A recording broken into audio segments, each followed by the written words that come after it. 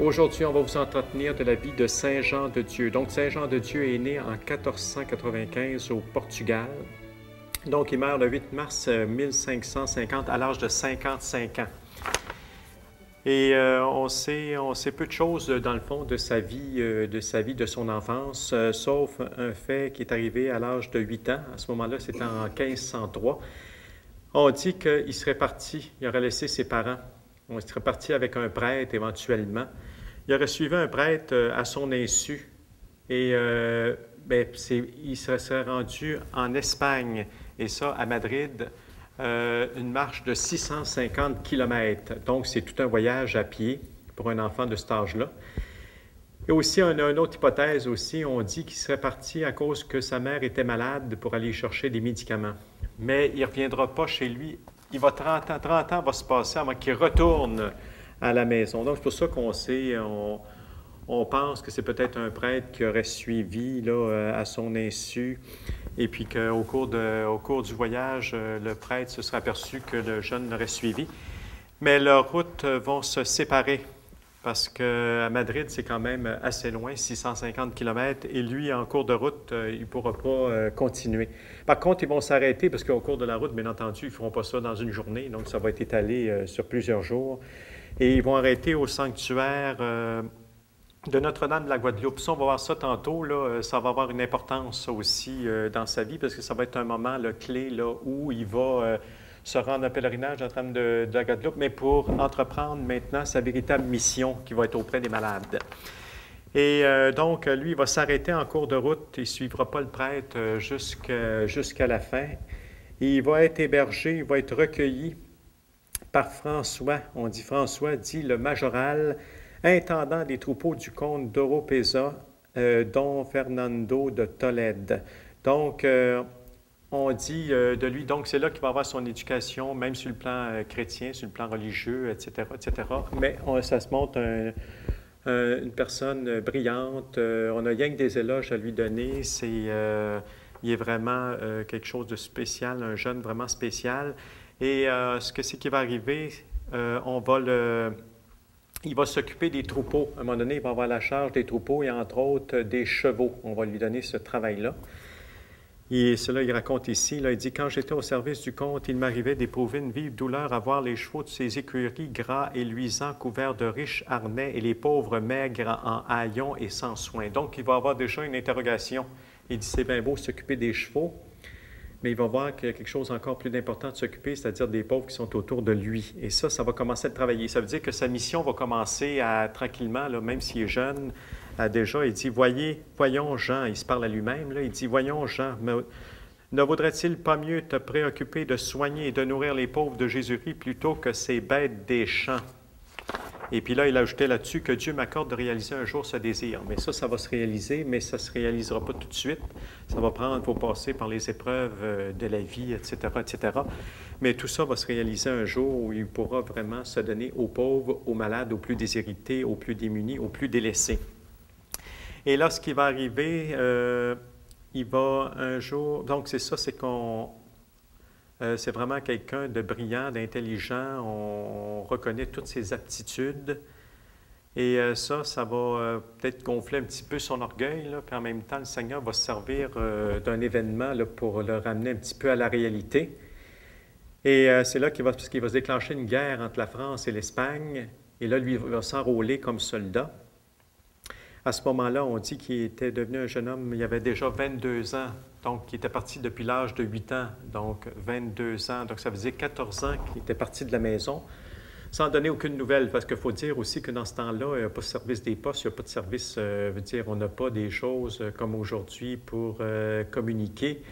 Donc, il n'y a pas tellement de communication. Quand même, il est loin, là, il est rendu en Espagne, ses parents sont au Portugal.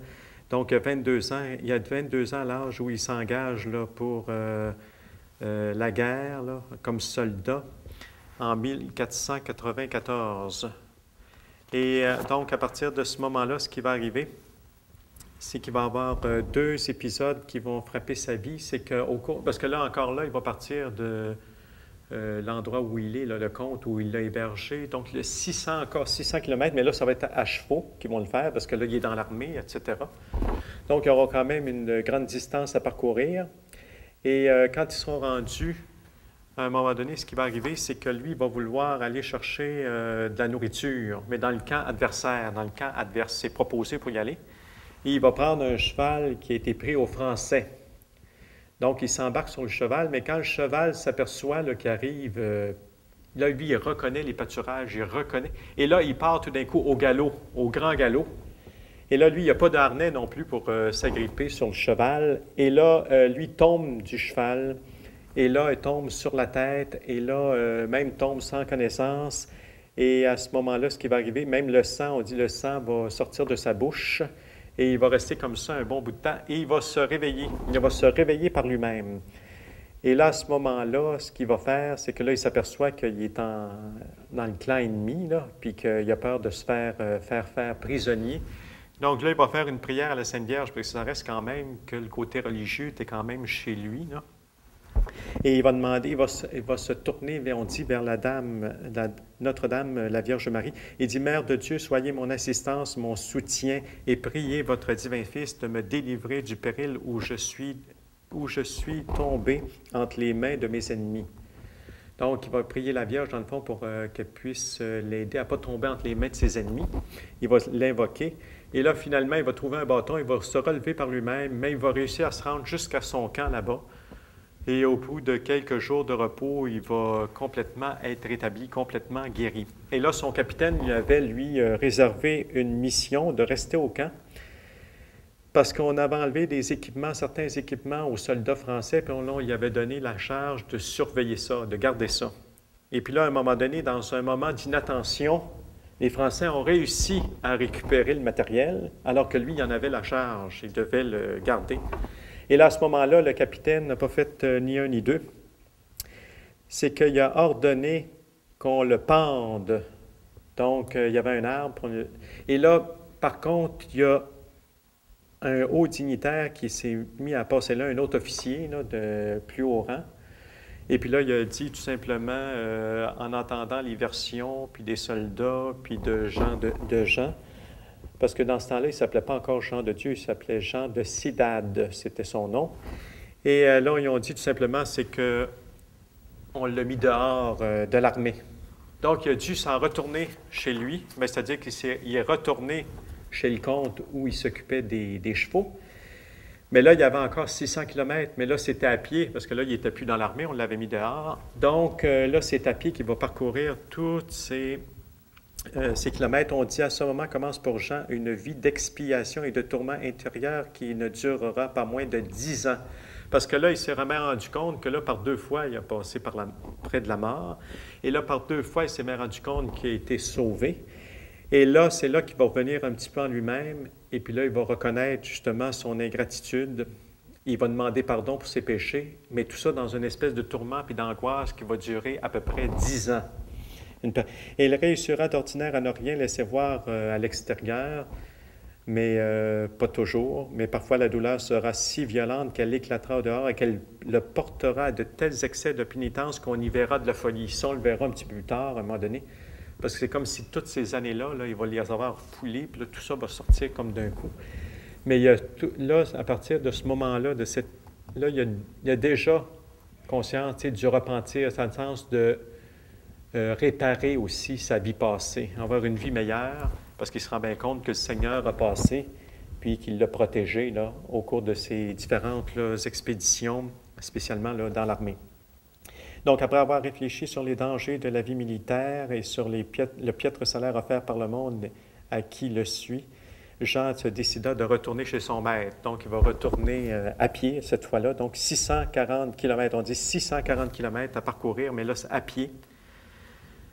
Donc, on dit ici, par ces mauvaises routes, abîmes de boue en hiver, en été, tourbillons de poussière qui soulèvent le pas des voyageurs, et la moindre brise sont si épais qu'ils aveuglent les yeux et cachent même le soleil. Donc, dans des conditions pénibles qu'il va se rendre. Et son maître, là, François, il va le reprendre, donc il va se remettre encore au service, il va reprendre son travail qu'il avait, s'occuper des chevaux.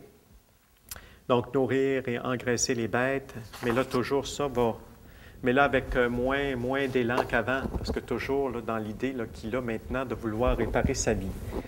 Mais il va se passer un autre épisode où une autre guerre va éclater. Là, ce sera avec une invasion des musulmans. Et là, Charles Quint, qui est empereur à ce moment-là, il avait demandé à tous ceux qui pouvaient là, de venir l'aider dans cette entreprise. Et lui, il va s'offrir pour ça. Un peu là aussi pour peut-être réparer là, sa bévue, là, ses premières démarches dans l'armée. Donc, il va essayer de réparer tout ça. Il va s'enrôler de nouveau. Et là, cette fois-là, là, il va réussir. Et même, il va recevoir l'éloge de ses colonels, etc. Et dans le fond, il va réparer un petit peu là, ce qu'il a pu la première fois, le premier épisode, là, la première période.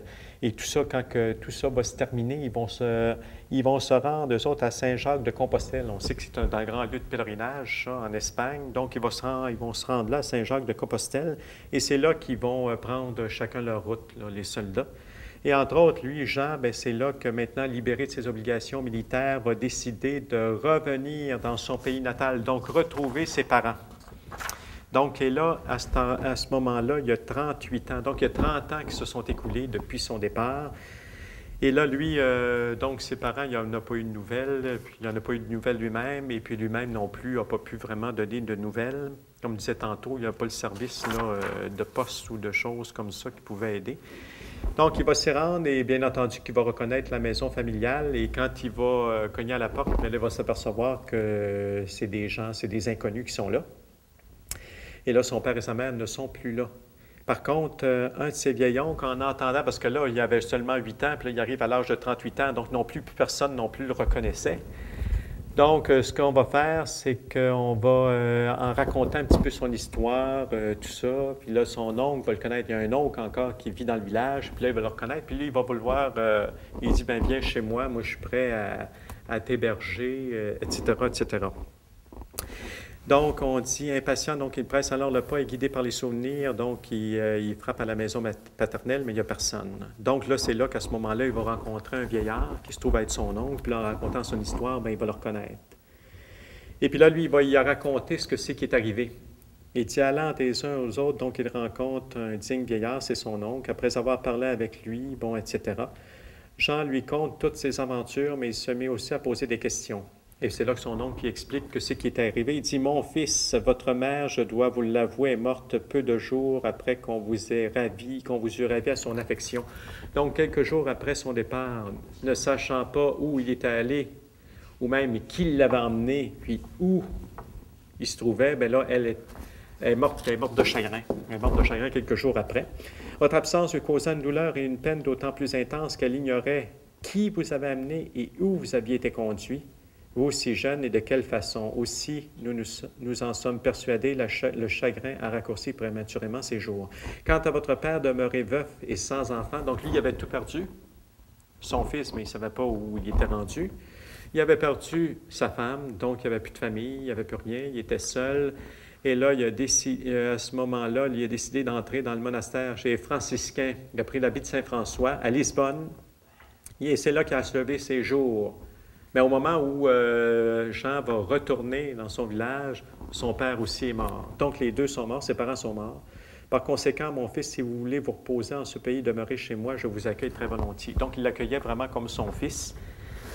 Et là, c'est là que Jean, là, il a éclaté en sanglots d'apprendre tout ça. Puis en même temps, bien là, il y avait tout le poids aussi du passé. Tu sais, ça avait commencé avec ses déboires dans l'armée, 2 fois qu'il a été échappé à la mort. On dit qu'il va passer une période de 10 ans d'angoisse. Donc, tout ça va se rajouter, là, parce que là, il va se rendre un peu responsable de la mort de ses parents, spécialement de sa mère qui est morte quelques jours après son départ. Donc, dans le fond, comme s'il avait été la cause des malheurs de sa famille. Donc, tout ça va rajouter à ses angoisses. Et et puis là, il dit à son oncle, dans le fond, il dit « Ma volonté est de ne pas rester dans cette contrée, mais de chercher où servir notre Seigneur loin de mon pays. » Donc, il voulait quitter. Là, il était en Espagne, au Portugal, c'est-à-dire lui, il est né au Portugal, donc il est retourné au Portugal. Donc là, il dit « Pour moi, ma mission, c'est de servir Dieu maintenant et de le servir, mais pas ici, mais dans un autre pays. » Il dit, j'ai été si mauvais et si coupable que je dois employer ma vie, don du Seigneur, à faire pénitence et à le servir. Donc, faire pénitence puis le servir, ça va maintenant le guider là, jusqu'à la fin de ses jours. J'ai confiance que mon Seigneur Jésus m'octroiera la grâce de réaliser franchement ce désir. Accordez-moi votre bénédiction, ça, il demande ça à son nom, qui est demandé avec instance au bon Dieu de me conduire par la main. Puis lui, là-dessus, bien, il l'embrasse, le bénit, il dit en même temps, il console en disant, bien, maintenant, tes parents qui sont au ciel, bien, vont t'aider. Vont t'aider au ciel, ils vont te guider, là, à trouver le chemin du Seigneur ou ce que le Seigneur attend de toi. Et là, justement, on dit sur le point de tomber dans le désespoir. Donc, il était, c'est sûr qu'il a été ébranlé par cette nouvelle-là. Jean se tourne par bonheur vers le ciel. Et c'est là qu'il est proposé, c'est là qu'il va, d'abord, il va s'offrir comme berger. Une dame qui avait besoin d'un berger, fait qu'il va s'offrir à garder son troupeau de moutons, mais là, encore là, le cœur n'y est plus.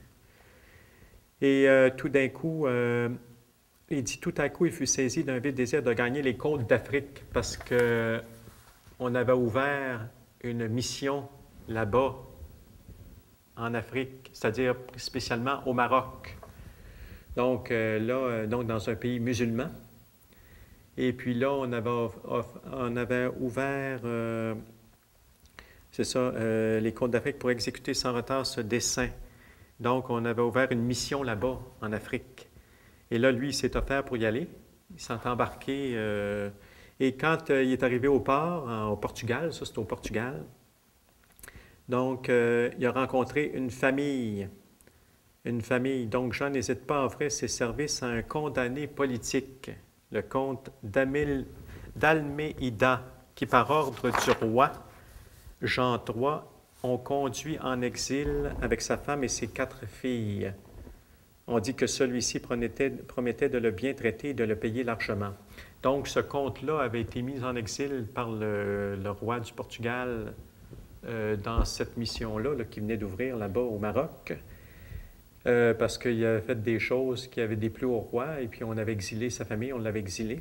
Donc, on l'avait dépouillé de tous ses biens. Mais là, lui, promettait à Jean de s'occuper de lui, une fois rendu là-bas, s'il voulait se mettre à son service.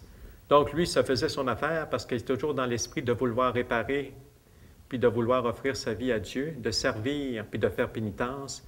Bien, ça faisait son affaire. Donc, il s'est engagé avec eux, ils sont rendus là-bas. Mais rendus là-bas au Portugal, pas au Portugal, mais au Maroc, cette famille-là ne se sont pas habitués. Bien, tu sais, eux autres, ils avaient tout perdu. Tu sais, cette famille-là, ils se retrouvaient comme des gens ordinaires. Et là, ce qui est arrivé, c'est que là, eux autres ils ne sont pas adaptés facilement à la vie là-bas au Maroc. Ils sont tombés malades. Donc, dans le fond, c'est Jean qui est devenu comme les infirmiers. C'est lui, dans le fond, qui s'est occupé de la famille, à relever la famille. Mais là, les frais de médecins, les frais de médicaments, tout ça ont complètement mis à sec les réserves de la famille. Tu sais, le comte qui avait dit, rendu là-bas, nous autres, inquiète pas, on va s'occuper de toi. Puis à un moment donné, le comte a dit que malheureusement, en voulant dire, il n'y a plus d'argent. Puis il demande en plus à Jean de s'occuper, c'est-à-dire de travailler à la forteresse, parce qu'on est en train autour de la mission, on est en train de monter des forteresses pour se préserver des attaques, justement, des musulmans. Donc, on voulait monter une forteresse. Et là, on invitait les gens, ceux qui étaient valides, là, pour s'offrir là, pour travailler à la forteresse, à l'édification de la forteresse. Et là, Jean, lui, va s'y engager. Le comte va l'inciter, va lui demander de s'engager pour aider à subvenir aux besoins de sa famille, à lui. Donc, Jean, là aussi, va y trouver son compte, dans le sens que lui, encore là, dans le désir de vouloir réparer, de faire le bien, etc., va s'engager à monter la forteresse. Donc, il accepte volontiers à travailler là, aux fortifications. S'il arrivait que Jean empêché n'allait pas travailler ou qu'ayant travaillé, on ne lui a pas remis son salaire, on ne mangeait pas ces jours-là et on supportait cette privation. Cette œuvre était si belle et si agréable au Seigneur que Jean avoua lui-même plus tard. Notre Seigneur, dans sa grande miséricorde, m'a fourni l'occasion de l'accomplir pendant quelque temps afin de m'aider à mériter les grâces dont il m'a comblé depuis. Donc, dans le fond, lui, il voyait, dans le fond, une réparation dans ça et était heureux de pouvoir l'accomplir là, pour le compte. Et par contre, ce que c'est qui est arrivé, c'est que là, on trouvait que les travaux n'étaient pas assez vite, que les fortifications ne se montaient pas assez vite. Et là, on s'est mis à traiter les ouvriers vraiment presque comme des esclaves. Et à ce moment-là, bon, on dit, se mirent à maltraiter en parole et en acte les travailleurs, comme il s'agissait des esclaves, et quelques-uns d'entre eux, incapables de supporter davantage, décidèrent de passer chez les musulmans et même à se faire musulmans. Donc, ça veut dire qu'ils ont renié la foi catholique. Ils ont aimé mieux se tourner vers les musulmans que de continuer à vivre comme un esclave là, pour monter les fortifications.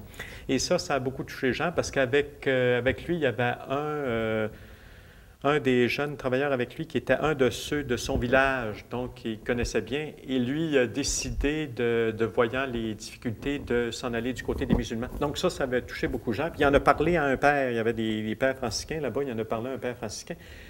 Puis là, lui, voyant les difficultés dans lesquelles Jean était entré, il conseillait de retourner au plus vite en Espagne. Il dit, ce prêtre éclairé et prudent le console de son mieux, mais jugeant trop dangereux le séjour au Maroc, lui ordonne de retourner au plus vite en Espagne après l'avoir assuré sans doute qu'il veillerait sur ses protégés. Et d'ailleurs, c'est ce que Jean va annoncer là, maintenant à sa famille, puisqu'il s'occupait d'eux. Il leur a dit, il faut absolument que je retourne. Et là, à ce moment-là, il aura dit, mais il les a assurés de sa prière. Il dit, je vais prier pour vous autres en voulant dire peut-être que votre cause va s'arranger. Et effectivement, on dit que quelque peu de temps après le retour de Jean, on dit que ces bienfaiteurs ne manquèrent pas d'attribuer à son crédit le céleste pardon du roi. Ils ont eu le pardon, donc ils ont été restitués, eux autres, dans leurs biens. Donc, eux autres aussi, ils ont pu retourner dans leur pays, donc sortir du Maroc et s'en retourner quelque temps après le départ. Et Jean leur avait assuré du secours de sa prière. Donc, sa prière a été exaucée. Donc, il avait 42 ans lorsqu'il revient du Maroc. Donc, on dit, même il a été sauvé même d'une tempête. Il y a une tempête en cours de route, en traversant l'océan. Et ils ont failli périr encore une fois. Donc, ça veut dire 3 fois qu'ils échappent à la mort. Et aussitôt qu'il débarque, la première chose à faire, c'est qu'il va à l'Église remercier Dieu de l'avoir délivré, bon, d'abord là-bas, des tentations d'apostasie, tout ça, et de l'avoir secouru là, par le péril de la mer. Ne sont pas, et là, il dit, en voulant dire, ce sont mes péchés et mes infidélités à la grâce qui sont la cause de tous ces malheurs. Il attribuait ça, lui, à ses péchés, tous ces malheurs qui fondaient sur lui. Et du fond du cœur s'échappe cette prière qu'il ne cessera jamais de dire jusqu'à la fin de sa vie. Il dit, Seigneur, donne la paix à mon âme et fais-moi connaître le chemin que je dois suivre pour arriver à toi. Ça, c'est une prière qui va le suivre à partir de ce moment-là, jusqu'à peu près à la fin de sa vie.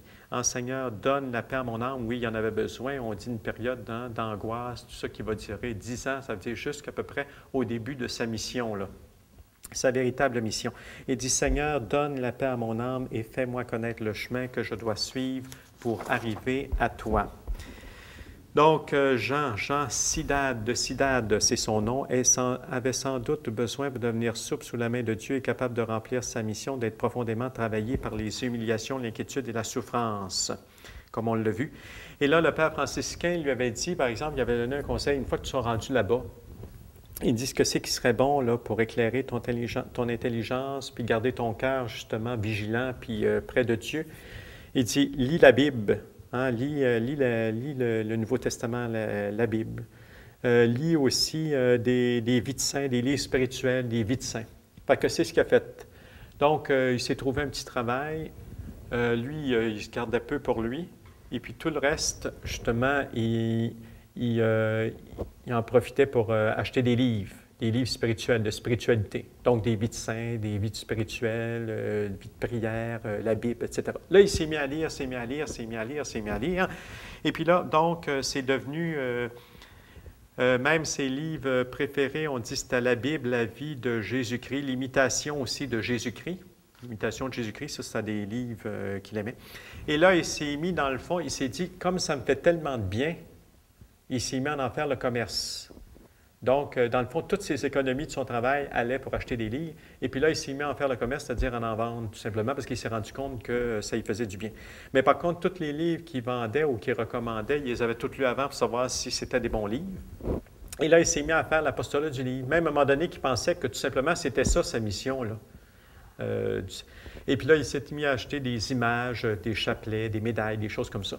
Et ceux qui étaient trop pauvres, bien, ils en distribuaient aux enfants gratuitement. Puis quand il voyait que quelqu'un voyait le prix du livre, puis il semblait hésiter, ça ne le dérangeait pas de vendre à perte. Lui, l'important, c'est que les armes... Et au travers, lui, il avait mis, parce que dans ce temps-là, dans les années 1500, là, on est en 1538, 1537, donc c'est l'année des chevaliers. Le temps des chevaliers, puis tout ça, là, ça c'est bien populaire. Et lui, il en avait acheté quelques-uns qui mettaient au travers de ses livres de spiritualité. Ça, c'était pour attirer les jeunes.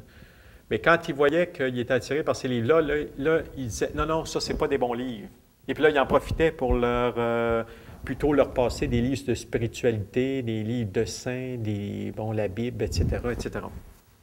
Et puis lui, il traînait ça sur son dos. Tu sais, au début, il n'y avait pas de local, donc il traînait ça sur son dos. Il allait là dans le village, sur la place. Et puis là, il présentait ses livres. Puis c'est comme ça que ça a commencé, en distribuant des images. Donc, tous les livres qu'il met en vente, il commence par les lire d'abord pour s'assurer qu'ils sont bons, avant de les recommander. Donc, il achète, justement, comme je disais tantôt, quelques romans de chevalerie, justement, qu'il place bien en vue pour attirer les jeunes. Puis une fois qu'ils sont rendus, bien là, c'est là qu'il leur dit « Non, non, ça, c'est pas très édifiant, ça ne sera pas utile. Mais là, je te présente tel livre, tel livre. » Puis là, quand il voyait qu'il hésitait à cause du prix, bien là, il n'hésitait pas à vendre à perte parce que lui, l'important, c'était de faire l'apostolat.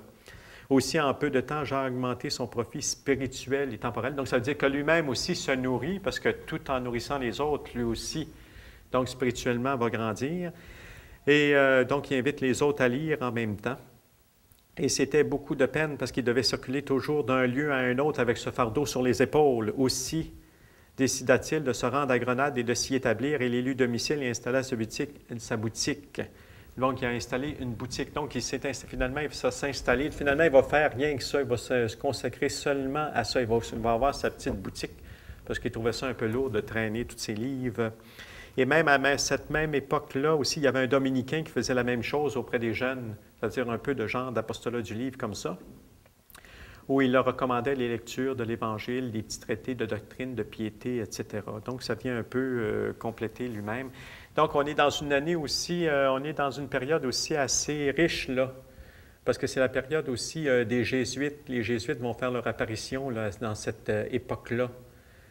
Et aussi, ça va être la période aussi de Saint Jean de la Croix, de Sainte Thérèse d'Avila. Donc, c'est toute une période riche, là, toute dans cette période-là. On va voir que Saint Jean de la Croix aura un rôle à jouer là, dans sa conversion. Là, il va l'aider. Donc, sans doute, le Seigneur allait bientôt l'appeler à sa vocation de charité, mais son apostolat par le bon livre en a été la préparation. Donc, il acquit ainsi un fonds solide. Et puis, on dit même que, parce qu'il a écrit plusieurs lettres, on a seulement 6 lettres, par exemple, qu'on a pu garder, là, qu'il a écrit. Les autres ont été détruites ou perdues. Mais on dit dans ces 6 lettres qui sont assez longues, on remarque plus de 60 citations textuelles ou légèrement modifiées de la Bible. Donc, ça veut dire qu'il fallait qu'il ait lu puis relu pour être en mesure d'être capable de mettre des passages bibliques dans ses écrits. Et on dit aussi qu'il a cité plus de 20 fois l'imitation de Jésus-Christ dans ces différentes lettres dont on a pu conserver. Donc, ça veut dire que c'est le fruit d'une lecture fréquente et aussi, ça veut dire fidèle, ça veut dire pas mal régulière aussi. Et donc, on arrive vers la fin de 1538, il est âgé de 43 ans. Donc, il a passé par différentes épreuves. Et là, on se trouve le 20 janvier 1539, c'est le jour de la fête de Saint-Sébastien. C'est un martyr, c'est un soldat martyr. Et on dit que ce martyr, c'est qu'on dit tout Grenade est là pour célébrer la gloire du soldat martyr et implorer le libérateur de la peste, parce qu'il avait été protecteur. Il avait été, chaque fois, on l'invoquait, justement, chaque année, si on faisait un pèlerinage, c'était justement pour demander la protection contre la peste. Et il s'était toujours trouvé, chaque fois qu'on l'invoquait, On était toujours protégés. Donc, préserver la ville du terrible fléau de la peste. Donc, on l'invoquait spécialement pour ça. Et ça, c'était dans une montagne, puis tout le peuple montait dans la montagne. Et on dit à ce moment-là, l'orateur de la fête, c'était Maître Jean d'Avila. Donc, ce fameux Maître Jean d'Avila, c'est Saint Jean de la Croix. Donc, Saint Jean de la Croix qui, avec Sainte Thérèse d'Avila, dans cette période-là, a réformé le Carmel. Donc, c'est pour ça que je dis que c'est une période riche. Donc, il y a le Carmel qui va être réformé par Saint Jean de la Croix. Donc, on va avoir une rencontre avec Jean de Dieu. Bien, le futur Jean de Dieu, parce qu'il ne porte pas encore le nom de Jean de Dieu, ça va devenir un petit peu plus tard. Donc, et là, dans ce sermon-là, il enseigne que chacun doit s'ancrer dans la volonté de tout souffrir et de mourir plutôt que de commettre le péché. Tu sais, au lieu de commettre le péché, éviter le péché. Il dit on devrait plutôt mourir, souffrir plutôt que de pécher. Cette peste plus dangereuse encore, cette peste plus dangereuse, le péché, c'est ça que disait Saint Jean de la Croix, le péché, la peste, c'est encore bien plus dangereux que la maladie dans le fond. Parce que la maladie, oui, elle peut détruire le corps, mais elle ne peut pas détruire l'âme. Tandis que par le péché, on peut détruire l'âme. À ce moment-là, c'est risque de perte de la vie, mais de la vie éternelle. Donc, Jean va être présent, il va entendre le sermon. Et puis là, c'est là qu'on dit avec toute cette période-là, ça va être un peu comme la fin aussi de cette période d'angoisse-là, qui va l'avoir tenue pendant 10 ans. Là. Ça va être l'aboutissement de tout ça. Là. Parce que là, à ce moment-là, il voit comme sa vie tout en raccourci. Mais tous ses péchés, là, toute sa vie de péché, tout ce qu'il a pu vivre. Là. Donc, c'est comme dans un raccourci. C'est comme Dieu, il montre ça comme dans un petit film, puis ça passe vite, vite, vite, puis il voit tout ça. Là. Et puis là, donc, il dit, sous la violence du repentir, de la nette conviction de son indignité devant Dieu, il éclate en sanglots et s'écrie de toutes ses forces, « Miséricorde, mon Dieu, miséricorde! » Donc, il demande la miséricorde. Mais là, il va se mettre à partir. Il va partir dans les rues de la ville. Et puis là, c'est là que va venir un petit peu vraiment son moment de folie, là, dans le sens, c'est comme si toutes ces années-là, toutes ces angoisses, là, ça va éclater. Là. Il dit, par mépris de lui-même, il se jette à terre, donne de la tête contre les murs, s'arrache la barbe et les sourcils. Tous pensent qu'il a perdu la raison, les enfants le traitent de fou. Là, il descend, puis il court vers la ville, vers sa petite boutique, parce que là, il était dans la montagne, donc il descend. Il ne s'aperçoit pas, par exemple, que les enfants à l'arrière le suivaient. Les petits garçons, les enfants, tout ça, qu'attire le cri sinistre, au fou, parce que les enfants criaient au fou, il était là, après savoir, on dit qu'il se jetait la tête sur les murs, se jetait à terre, implorait la miséricorde du Seigneur, etc. Là, arrive à sa boutique, se met à se dépouiller de tout ce qu'il avait. Puis là, commence à distribuer tous ses livres, ses images, ses objets de piété, etc. Il donne tout ça à tout le monde. Il se dépouille comme Saint François d'Assise. Même, il enlève tous ses vêtements, tout ce qu'il se garde, c'est juste quelque chose pour couvrir sa nudité. Mais il donne tout, il se dépouille de tout. Et puis là, comme Saint François, dessaisi de son habit en faveur d'un mendiant. Donc, il donne tout, il ne garde qu'une chemise et une culotte pour couvrir sa nudité. Ainsi, de vêtu, pieds nus et tête nue, il s'en va dans les rues principales de Grenade. Donc, il continue encore, il court en criant « Nu, je veux suivre Jésus-Christ nu et me rendre tout à fait pauvre en son honneur. » Donc, comme Saint François avait fait quand il avait acheté on voit ça dans le film de Cifarelli, là, Saint François qui, toutes les belles étoffes de tissu, qui envoie ça par la fenêtre, puis là, lui, il est tout content jusqu'à temps que son père arrive et dit « Oups, attention, mon fils, ça ne va pas dans ta tête. » Et là, c'est un peu la même chose qui va arriver. Et là, il rencontre Jean d'Avila, c'est-à-dire Saint Jean de la Croix, il le voit, tu sais, après. Et là, il se précipite à ses genoux, puis là, il fait sa confession. Puis là, ça le calme un peu, là, ça finit par le calmer un peu. Lui, il a vraiment la contrition, tu sais, il pleure, puis tout ça, puis en tout cas, etc. Puis là, c'est toute sa vie qu'il remet vraiment dans les mains du Seigneur. Là, ça l'a quand même calmé un peu, mais à peine quitté Saint Jean de la Croix, il se rend sur la place et là, se jette dans la boue, s'y roule, puis là, commence à confesser tous ses péchés. J'ai fait ceci, j'ai fait cela.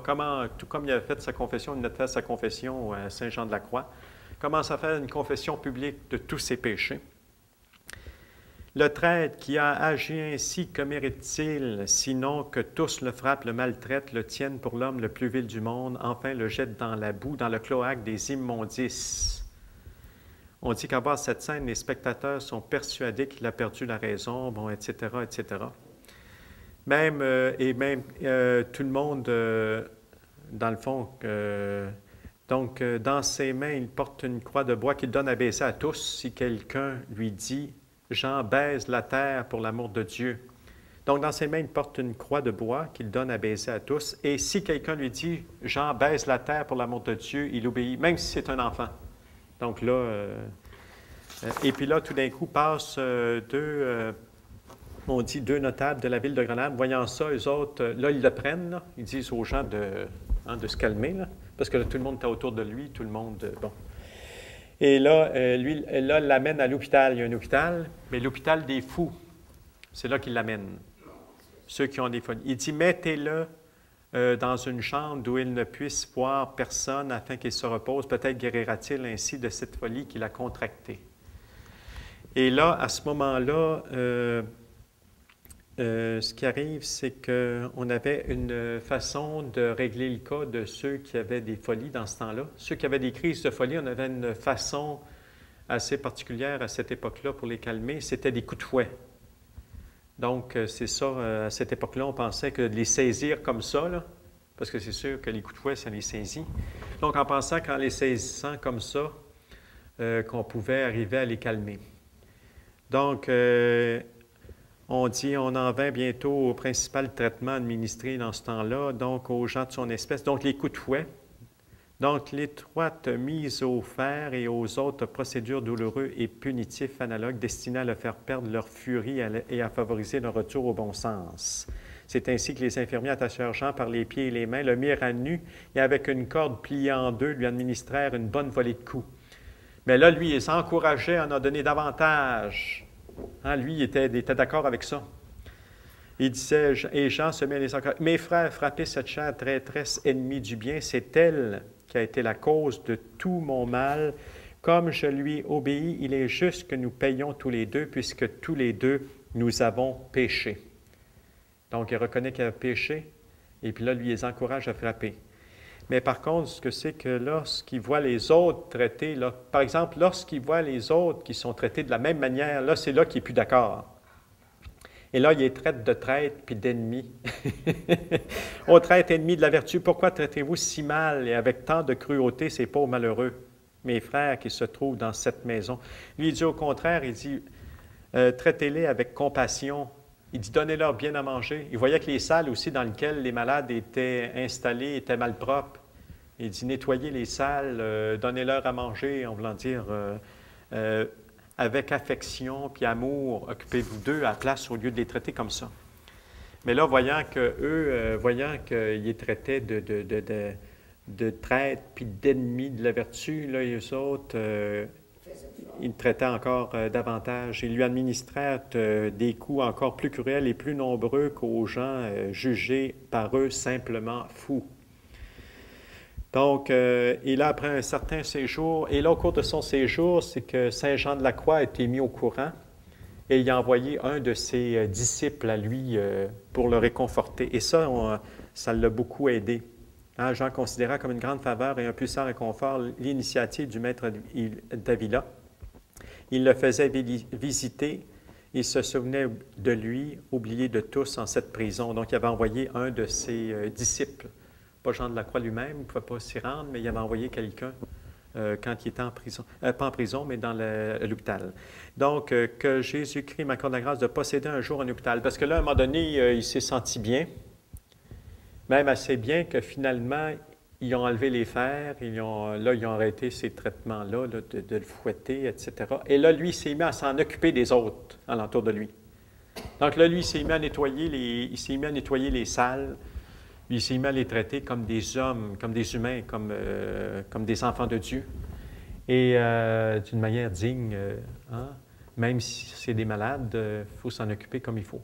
Donc, il s'est mis à nettoyer les tables, à s'occuper d'eux, à les faire manger comme il faut, etc. Et puis là, après un certain temps, il a demandé de sortir. Il se sentait prêt, là, maintenant, à sortir de l'hôpital. Et il a demandé son congé au directeur. Et le directeur a accepté. Il a accepté, mais il a dit, je vais t'envoyer mais pars pas sans que je te donne une lettre de recommandation pour pas que les gens à l'extérieur te pensent encore malade puis qu'ils te ramènent encore à l'hôpital. Donc, il a signé une lettre comme de quoi il était en bonne santé puis que maintenant, il était rétabli. Et d'ailleurs, lui-même, Jean l'a reconnu. Il dit, bon, Jean a reçu ce billet en toute humilité, content d'être affermi dans cette opinion que tous l'avaient tenu pour un vrai fou. Mais en même temps, il avait reconnu, par contre, qu'il avait passé par un moment de folie. Tu sais, ça peut, même sur le plan spirituel, à un moment donné, il peut y avoir des excès dans ça, là.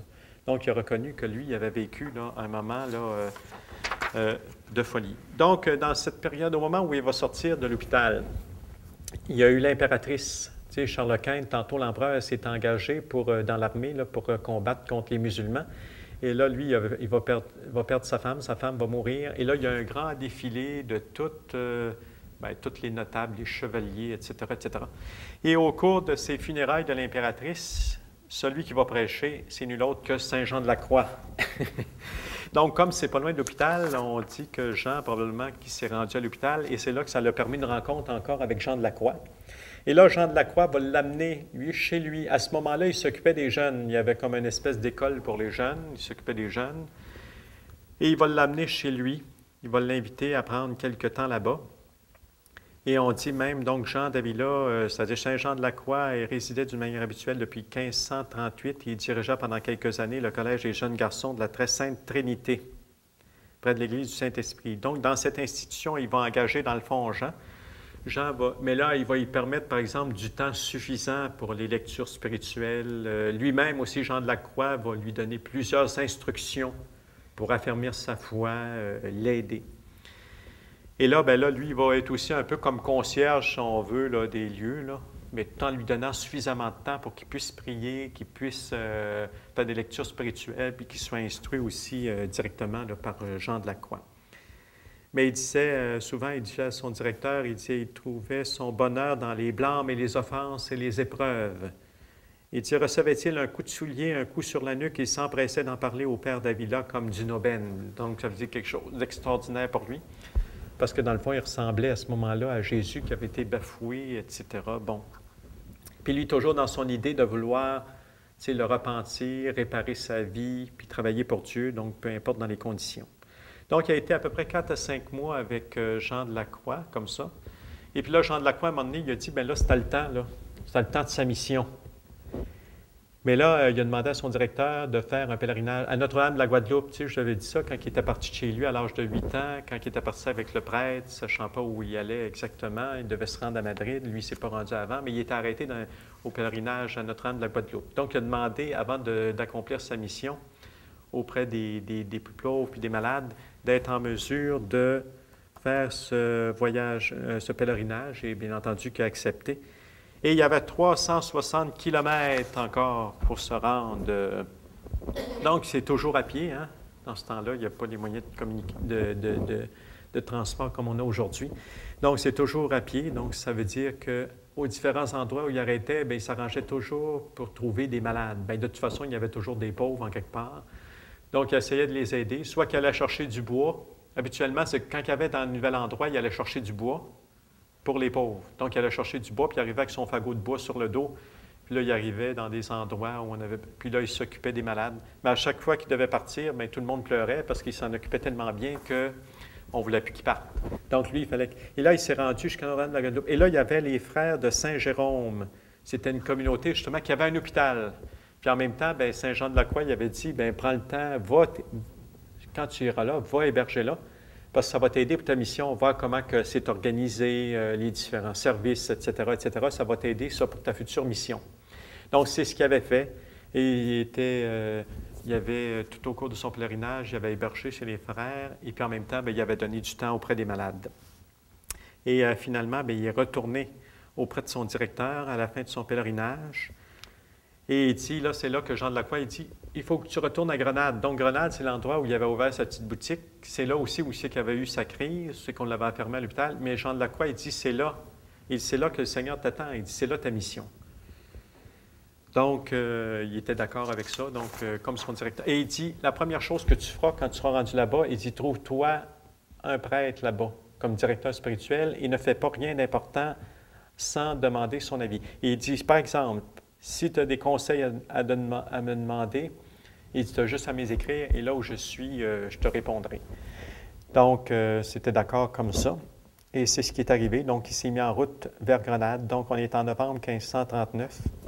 À ce moment-là, il avait 44 ans. Donc, sa mission va durer à peu près 11 ans.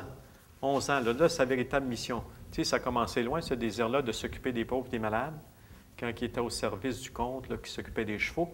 Et là, il va se passer toutes sortes de périodes difficiles. Il va se rendre au Maroc, va revenir, etc. Bon, toutes sortes d'épreuves. Passe par 3 fois par la mort, près de la mort. Et finalement, va être préservé à chaque fois. Et là, dans les derniers 11 ans de sa vie, là, il va les passer vraiment auprès des malades. Mais là, il s'agit de commencer, là, la mission. Donc, il n'y a rien, il n'y a aucun bâtiment, il n'y a aucun aide, il est complètement seul. Il n'y a personne qui sait qu'est-ce qu'il va faire. Il est vraiment tout seul, à part de Saint-Jean-de-la-Croix, qui le guide là, dans sa mission. Donc, dès le premier matin, il s'était rendu à l'église, premièrement pour prier, offrir tout ça, demander l'aide du Seigneur. Et là, il avait fait comme il faisait, comme quand il partait en voyage. Il avait été chercher du bois, un fagot de bois, puis là, il devait rentrer dans la ville, Grenade. Mais là, ce jour-là, il avait honte un peu, mais aussi, tu sais, avec tout ce qui s'était passé. Bon, tout ça, il était entré à l'hôpital, bon, tout ça dans les conditions aussi dans lesquelles il était entré. Donc, etc. Donc, il n'a pas entré. Première pauvre qu'il a rencontré, il a donné son fagot de bois, puis bon. Et le lendemain, il est retourné. Bon, il est retourné encore à l'église, mais là, ce fois-là, là, il s'est ressaisi, comme on dit, avec la grâce de Dieu. Et c'est là qu'il s'est parlé en lui-même, un peu comme Saint François, là, comme il dit, « Ainsi, sieur Anne, monsieur Anne, sieur Anne », en voulant dire Anne, son corps, là. Il dit, par dignité, par point d'honneur, tu refuses d'entrer à Grenade chargé de bois. À l'instant, tu vas pourtant porter ce bois jusqu'à la grande place. Oui, abat cette fierté, abat cet orgueil. Et là, aussitôt qu'il est rentré, bien là, on s'est mis à se moquer de lui. Et là, on lui disait, hey, comment, Jean, te voilà maintenant bûcheron? Parce qu'on le voyait avec son fagot de bois sur le dos. Ah, maintenant, tu es bûcheron. À quoi t'a servi ce séjour à l'hôpital? C'est incroyable, tu ne cesses de changer de métier. Ah, eux autres, ils l'avaient connu aussi. Ils l'avaient connu comme libraire, si on peut dire. Il était l'apostolat du livre. Là, après ça, bien, il avait fait son petit séjour à l'hôpital, son moment de folie. Puis là, il revient avec son fagot de bois, donc on se moquait de lui. Mais lui, il tournait tout ça en humour, là. Ça ne le dérangeait pas. Donc, ça veut dire que la grâce l'avait aidé. Lui qui avait peur d'entrer, là, bon, mais là, maintenant, il a pu affronter. Et ce qu'il a fait, c'est que tout simplement, c'est qu'il a vendu son fagot de bois. Il a fini par vendre son fagot de bois. Puis là, avec le petit peu d'argent qu'il avait, bien là, il l'a distribué avec les pauvres qui se trouvaient sur la place. Donc, il a fait ça pendant plusieurs jours comme ça, à aller chercher son fagot de bois. Puis chaque jour, il y avait toujours quelqu'un qui venait y acheter son fagot de bois. Puis avec l'argent qu'il avait, bien là, c'est comme ça qu'il a aidé les pauvres. Donc, c'est comme ça que ça a commencé. Mais là, il s'est bien rendu compte que ce n'était pas suffisant, cela, là, c'est avec les besoins immenses qu'il y avait, veut dire en voyant le temps de pauvreté, tant de misère, bien là, il ne pouvait pas se contenter seulement d'un fagot de bois à vendre pour aider les pauvres. Et c'est là qu'avec l'aide aussi de son directeur, il s'est trouvé un père franciscain, là, un père spirituel là-bas. Donc, il l'avait conseillé puis aidé. Puis là, finalement, il avait trouvé aux sorties de l'église un matin, il avait vu sur la place, il y avait un local à louer. Et là, il a décidé tout simplement, en allant le visiter, il a décidé de le louer. Donc, c'était une grande salle. C'est comme une grande salle. Le premier étage, il y avait 2 étages. Donc, au premier étage, il avait installé ça avec des bancs. Des grands bancs parce que c'était un peu comme des itinérants, tu sais, des pauvres. Il y en a qui venaient juste un soir, une nuit, 2 nuits, comme ça, juste, bon, en même temps aussi, avoir un petit peu de nourriture, puis reprendre après ça le chemin, là, puis avoir un lieu de repos. Donc, il y avait une espèce de foyer aussi où il pouvait avoir un peu de chaleur, puis il pouvait s'étendre sur les bancs puis dormir. Et au 2e étage, bien là, il y avait installé différents secteurs, dépendant aussi des maladies là, de ceux qui se présentaient, là. Mais des lits, ce n'était pas vraiment des lits, c'était juste des nattes par terre. D'ailleurs, lui-même couchait sur une natte, donc c'était pas très confortable. On dit même avec une pierre qu'il avait comme oreiller. Donc, un peu comme Jésus, qui n'avait pas d'endroit où poser la tête. Donc, lui aussi, un peu de la même manière. Et là, bon, au moins, il y avait quand même plus spacieux, il y avait quand même plus... c'était mieux, donc déjà là. Et comme ça s'est fait connaître. Donc, ça n'a pas été long non plus que les pauvres ont tout de suite... tu sais, ça s'est parlé, ça s'est su que là, il y avait quelque chose d'ouvert pour les pauvres. Donc, c'est pas long que ça s'est transmis. Donc, ça veut dire de plus en plus de gens venaient. Et le soir, ce qu'ils faisaient, c'est que à la fin des marchés, parce qu'on avait des marchés publics où on vendait souvent des poissons, mais souvent, à la fin de la journée, le poisson, donc, il n'aurait pas pu se conserver. Donc, on le donnait à Jean pour ses pauvres. Mais lui, ce n'était pas suffisant parce que pour ses pauvres, donner à manger à ses pauvres. Donc, il s'était fait avec une corde qui passait par le cou. Il y avait comme deux espèces de deux grosses marmites. Puis là, il passait dans la ville, puis il demandait l'aumône.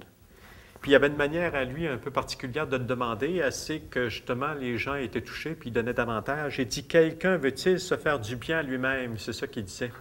« Mes frères, pour l'amour de Dieu, faites-vous du bien à vous-même. » Et ça, il s'est inspiré justement de la Bible. Justement, lui-même avait lu beaucoup de passages de la Bible. Et entre autres, un passage de l'Ecclésiaste. On dit au chapitre 14, verset 12, « Mon fils, si tu as quelque chose, fais-t'en du bien à toi-même. » Et puis là, c'était cette manière-là, lui, qui avait, en disant, fais-t'en du bien, ça veut dire, fais-toi du bien. Mais en réalité, si tu fais du bien aux autres, c'est à toi que tu vas en faire. Donc, en voulant dire, si tu donnes aux pauvres, c'est pas seulement aux pauvres que tu fais du bien, c'est à toi-même que tu fais du bien. Donc, c'est pour ça qu'il criait toujours, « Quelqu'un veut-il se faire du bien? Bien, mes frères, pour l'amour de Dieu, faites-vous du bien à vous-même. » Puis là, il sollicitait les gens là, pour aider ces pauvres. Donc, certains donnaient de l'argent, d'autres du pain, de la viande, des légumes. Donc, ça veut dire que le soir, ça veut dire toute la journée, donc il s'occupait des malades, parce que là, lui, il était tout seul, il fallait qu'il s'en occupe. Donc, autant qu'il pouvait, les soigner, en tout cas les aider, autant qu'il pouvait. Donc, là-dedans, ce n'est pas seulement des fous. Il ne faut pas penser que c'était juste des fous qui venaient, mais il y avait des pauvres, il y avait, en fond, de toutes les conditions là, qui venaient à lui pour se faire aider. Donc, assidu au travail, il avait néanmoins le visage habituellement gai. Les bienfaiteurs visitant sa maison la trouvaient en si bon ordre, hein, parce que, tu sais, il avait vu comment c'était dans l'hôpital où lui-même avait hébergé, donc il tenait à que ce soit propre. Et les pauvres y étaient si bien soignés qu'ils s'étonnaient d'un pareil résultat obtenu par un seul homme. Parce qu'on se demandait comment qu'un seul homme, un homme tout seul, pouvait arriver à faire tout ça. C'est-à-dire s'occuper aussi, donc, d'avoir du manger, de la nourriture, s'occuper des lieux, en plus, mais s'occuper des gens qui sont là, puis s'occuper aussi des malades aussi. Il y avait des malades, donc comme il pouvait.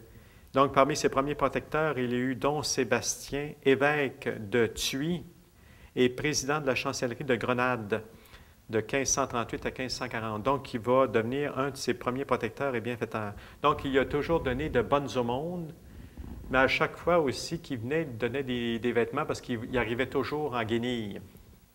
Parce que lui, le premier pauvre qui arrivait, quand il avait des vêtements convenables, bien, il donnait aux pauvres. Tu sais, comme Saint François, il se dépouillait toujours pour être plus pauvre que ses pauvres.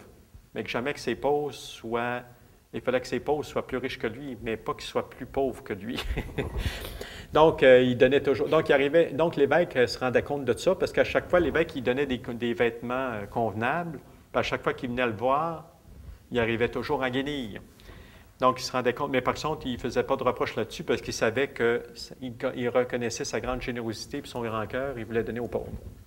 Fait que c'est là qu'à ce moment-là, il a décidé, il dit, on va te donner un petit costume. C'était justement un peu genre comme la bure de Saint François. C'était une tunique, dans le fond, juste simplement une tunique attachée avec un cordon, c'était simplement ça. Et donc, à ce moment-là, lui, il l'a accepté. C'était un peu comme sa prise d'habit, si on peut dire, malgré que l'évêque n'a pas... c'est pas une communauté qui l'a fondé là, quand il a donné cet habit-là, mais c'était justement pour le faire distinguer des malades, des pauvres là, qui s'occupaient. Puis en même temps, ça pouvait attirer aussi la confiance aussi de ceux qui pouvaient l'aider. Là. Et donc, et c'est là qu'à ce moment-là, c'est l'évêque là, qui l'a appelé Jean de Dieu. Il dit, désormais, tu t'appelleras Jean de Dieu. Et puis là, il dit, et lui là-dessus, il a répondu, Jean a répondu, ah oui, bien s'il plaît à Dieu. Et puis là, c'est là qu'on dit, ça fut comme un peu comme une espèce de prise d'habit. Donc, ni le prélat, ni le serviteur des pauvres n'avaient dessein d'établir une nouvelle congrégation. Ça va venir après sa mort, par contre. Aussi, Don Ramirez, c'est-à-dire l'évêque, n'imposa pas de règles pour ceux qui désiraient s'engager au service de l'hôpital. Donc, cependant, dès qu'on aperçut dans la ville Jean de Dieu revêtu de cet habit, là, il y a des gens qui se sont mis à venir l'aider. C'est-à-dire pas des gens qui ont nécessairement tout abandonné pour le suivre, mais par contre, un peu comme un apostolat extérieur qui ont fait un apostolat. C'est-à-dire tout en restant dans le monde, eux autres, ils venaient l'aider. Bon, l'aider à faire du ménage, justement, l'aider pour la nourriture, l'aider, bon, de différentes manières. Donc, il a commencé à avoir une aide comme ça. Pas une aide directe où vraiment des gens sont tout abandonnés pour son œuvre, mais du moins, il y a eu un peu plus d'aide, là. Donc, à lui seul, le travail ordinaire accompli par Jean de Dieu pour recueillir les aumônes, entretenir la maison, soigner les pauvres, constituait une pénitence, une mortification à peine supportable avec les seules forces naturelles pour un homme robuste. Et lui faisait ça à lui seul. Donc, ça veut dire qu'il était vraiment guidé, ça veut dire que c'était vraiment sa mission, c'était vraiment là où le Seigneur le voulait. Et les jours de précepte, on dit qu'il jeûnait, c'est-à-dire que le vendredi, habituellement, il jeûnait, en prenant une maigre nourriture à midi, se privant même de collation le soir, et les vendredis, il dînait de pain et d'eau et se donnait de rude discipline, parce que c'est encore je veux dire, c'est une période comme ça, là, où on se donnait la discipline, une espèce de fouet là, qu'on prenait, là, puis ça, c'est un peu dans les mœurs aussi du temps. Donc, couvert d'un morceau de vieille couverture, il dormait sur une natte posée sur le sol avec une pierre pour oreiller. D'autres fois, dans la charrette d'un paralysé défunt. Il marchait sans chaussures et tête nue par tous les temps. Néanmoins, il prenait compassion des plus légères souffrances de son prochain, comme s'il lui-même vivait très largement. C'est-à-dire, comme lui, par contre, c'est-à-dire qu'il était dur pour lui-même. Tu sais, pour lui-même, même on disait que pour lui, il y avait un cœur de pierre, dans le sens que pour lui, tu sais, lui, il ne se gardait rien pour lui, absolument rien. Mais par contre, qu'il avait un cœur de chair pour les autres, dans le sens, même on disait même un cœur de mère. Parce que, tu sais, avec tant de compassion, puis d'affection, puis qui s'occupait là, des plus pauvres et des plus déshérités. Lorsque la bonne saison commençait, c'est-à-dire que lorsque le printemps arrivait, c'est sûr que là, il y avait moins d'achalandage, là, parce que moins de gens, donc les gens allaient plutôt dans la nature, etc. Et puis là, c'est là qu'il en a profité parce qu'il y a eu un don d'un prêtre, et puis là, ça lui a permis d'avoir des vrais lits. Donc, des vrais lits avec des oreillers, puis tout ça. Donc, il a pu aménager ça là, pour ses pauvres. On dit qu'il a reçu, donc, à la place des lits, des vrais matelas, avec des matelas, des draps, des couvertures, qu'il a pu installer au premier étage. Il a pu ainsi, comme dans les 2 autres hôpitaux de la ville, recevoir des malades, des invalides qui gisaient abandonnés sur les places, parce que là, il pouvait vraiment là, accueillir de véritables malades. Et puis aussi, il s'est fait aider aussi par... il y a même des médecins qui gratuitement, là, qui venaient pour voir un petit peu les malades, puis aussi les administrer là, certains traitements, là, médicaments, là, etc. Donc, et puis on dit, donc, ah oui, parce qu'un jour, il était parti comme ça encore avec ses 2 marmites là, sur le dos pour aller chercher des dons et de la nourriture. Et puis à un moment donné, il arrive un gros orage. Un gros orage qui tombe, une grosse averse. Et là, assez que ça l'a renversé. Parce qu'en plus, sur son dos, il y avait un mourant sur son dos. Dans sa ronde, là, il avait ramené il y avait un mourant sur son dos avec ses 2 marmites. Puis là, il arrive cette grosse orage-là. Il y a à peu près de l'eau jusqu'aux genoux. Là, il tombe. Puis là, il tombe avec le malade, le mourant. Et puis là, c'est là, il parle encore à Siorane, tu sais, son Siorane, ça veut dire son corps. Il dit, Siorane, lourdeau, lâche, fainéant, maladroit, n'as-tu pas mangé aujourd'hui? En voulant dire, pourquoi tu tombes? Alors, pourquoi ne travailles-tu pas? Les pauvres t'attendent et ce mourant, en quel état l'as-tu mis? Sur ces mots, il se redresse et d'un vif effort recharge son malade et saisit ses 2 marmites, là, s'aidant de son bâton, l'eau à mi-jambe se traîne jusqu'à l'hôpital et arrive épuisé.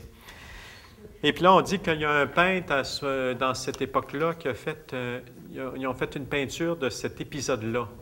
C'est sûr que les témoins qui ont vu ça, parce qu'à lui, ils ont dit on voit plutôt Saint Jean de Dieu aidé de Saint Raphaël, l'archange Saint Raphaël. Quand il a remis le mourant sur son dos, là, puis qu'il s'est relevé puis qu'il s'est ressaisi, le peintre a mis l'archange Saint Raphaël qui veut dire « qui guérit ». Qui guérit, c'est celui qui guérit. Donc, dans la Bible. Donc, c'est pour ça qu'il était à ses côtés. Donc, la peinture montre Jean de Dieu avec Saint Raphaël, aidé de Saint Raphaël. Donc, d'autres malades venaient d'eux-mêmes. Donc, bien entendu, là, ça s'est su. Donc, là, ça venait, parce que là, il y avait maintenant des lits. Donc, là, des véritables malades. Donc, pas juste seulement des itinérants ou des pauvres, mais là, de véritables malades pouvaient venir. Donc, on venait à son hôpital. Les premiers soins. Donc, le premier soin, en les recevant lui-même, là, Jean de Dieu, lavait les pieds, le corps, leur donnait du linge propre, les mettait au lit. Le soir, voyez-vous, donc toute la journée, après s'avoir occupé des deux autres, le soir, il partait pour faire sa ronde, pour encore des aumônes, puis tout ça. Et puis là, après ça, bien, même en revenant, il passait à chacun, les écoutait, bon, tout ça, etc., etc. Donc, il y a une grande affection, il y a une grande amitié là, qui va se tourner autour. Donc, c'est pas ordinaire, c'est pas un hôpital ordinaire. C'est pas que... Donc, chaque personne est importante, chaque personne, vraiment, il en prend soin. C'est là qu'on dit que des médecins, justement, visitaient les malades. Et il y avait aussi des prêtres aussi qui venaient, parce que lui, il disait une chose, par les corps aux âmes, parce que l'important, c'était l'âme, lui aussi. C'était l'œuvre de Dieu aussi qui accomplissait. Ce n'était pas juste de soigner le corps. Il disait, par les corps, c'est-à-dire, soignons les corps. Ils sont malades, ils ont des besoins, etc. C'est des pauvres, bon, donnons-leur à manger, mais aussi, nourrissons-les aussi de la parole de Dieu. Donc, c'est pour ça qu'il y avait des prêtres à son service. Donc, il y avait toujours un prêtre le matin, justement au premier étage, donnait un enseignement, un autre au deuxième. Lui-même, Jean de Dieu, mettait son mot, les recommandait à la prière, faisait une prière aussi avec eux, etc., etc. Et puis là, à un moment donné, bien là, il s'est rendu compte que ce n'était pas suffisant là, seulement de demander le secours des gens de Grenade, là où son œuvre était installée. Donc, ce n'était pas suffisant, puis que ça y prenait vraiment des fonds substantiels, là, parce que là, bien entendu, que plus ça grandissait, plus il y a de malades, bien, plus ça prend de soins, mais plus ça prend d'argent, plus ça prend de nourriture, plus, bon, tout. Donc, etc. Et là, c'est là que Saint Jean de la Croix aussi l'avait conseillé un peu là-dedans, d'aller demander de l'aide vraiment à ceux qui en ont besoin, c'est-à-dire les notables de ce temps-là. Donc, il y avait un marquis qui était venu, là, il avait eu connaissance de ça, là, pas loin de l'hôpital, là, où était son œuvre. Et là, il était dans la ville et il avait décidé d'aller lui demander l'aumône. Et il était allé le voir, et d'ailleurs, le marquis était entouré de d'autres grands personnages, là, si on peut dire, de ce temps-là. Et lui, il avait entendu le marquis que Saint Jean de Dieu était prêt des fois à donner, malgré qu'il allait, quand il allait comme ça, Jean de Dieu, aller chercher des dons, là. Bien souvent que si sur sa route, il rencontrait un pauvre, bien souvent, c'est qu'il donnait. Il pouvait lui donner tout ce que c'est qu'il avait ramassé, lui, pour son œuvre à Grenade, parce que pour lui, c'était pas important. Je veux dire, un pauvre à Grenade ou un pauvre là, c'est le même pauvre. Donc, pour lui, c'était pour l'aider, puis il fallait l'aider. Malgré que lui, il allait faire le monde pour son œuvre, mais souvent, en cours de route, il pouvait tout distribuer. Donc, il arrivait là-bas, puis il n'y avait plus rien. Fait que là, le marquis avait entendu parler de ça. Donc, il avait donné une somme importante, une bonne somme d'argent. Et puis là, Jean de Dieu s'en va, part. Et puis là, le comte avait décidé, le marquis avait décidé de se déguiser pour ne pas se faire connaître. Et là, il va le rejoindre sur la route. Il le rejoint sur la route. Puis là, il commence à y raconter toute une histoire qui est un chevalier qui est en train de perdre son honneur. Il est pris dans un procès. Puis là, il dit, j'éprouve les plus grosses difficultés à soutenir mon honneur. Informé de votre charité, je vous prie de me secourir afin que je n'en vienne à offenser Dieu. Ah bien là, il venait de dire ce qu'il fallait pour... Et puis là-dessus, voyant l'homme, puis tout ça, dans le désespoir comme il était, Jean a décidé, il dit ceci, il dit, je me donne à Dieu, tout ce que j'apporte est pour vous. Donc, tout ce que le marquis y avait donné, il donne.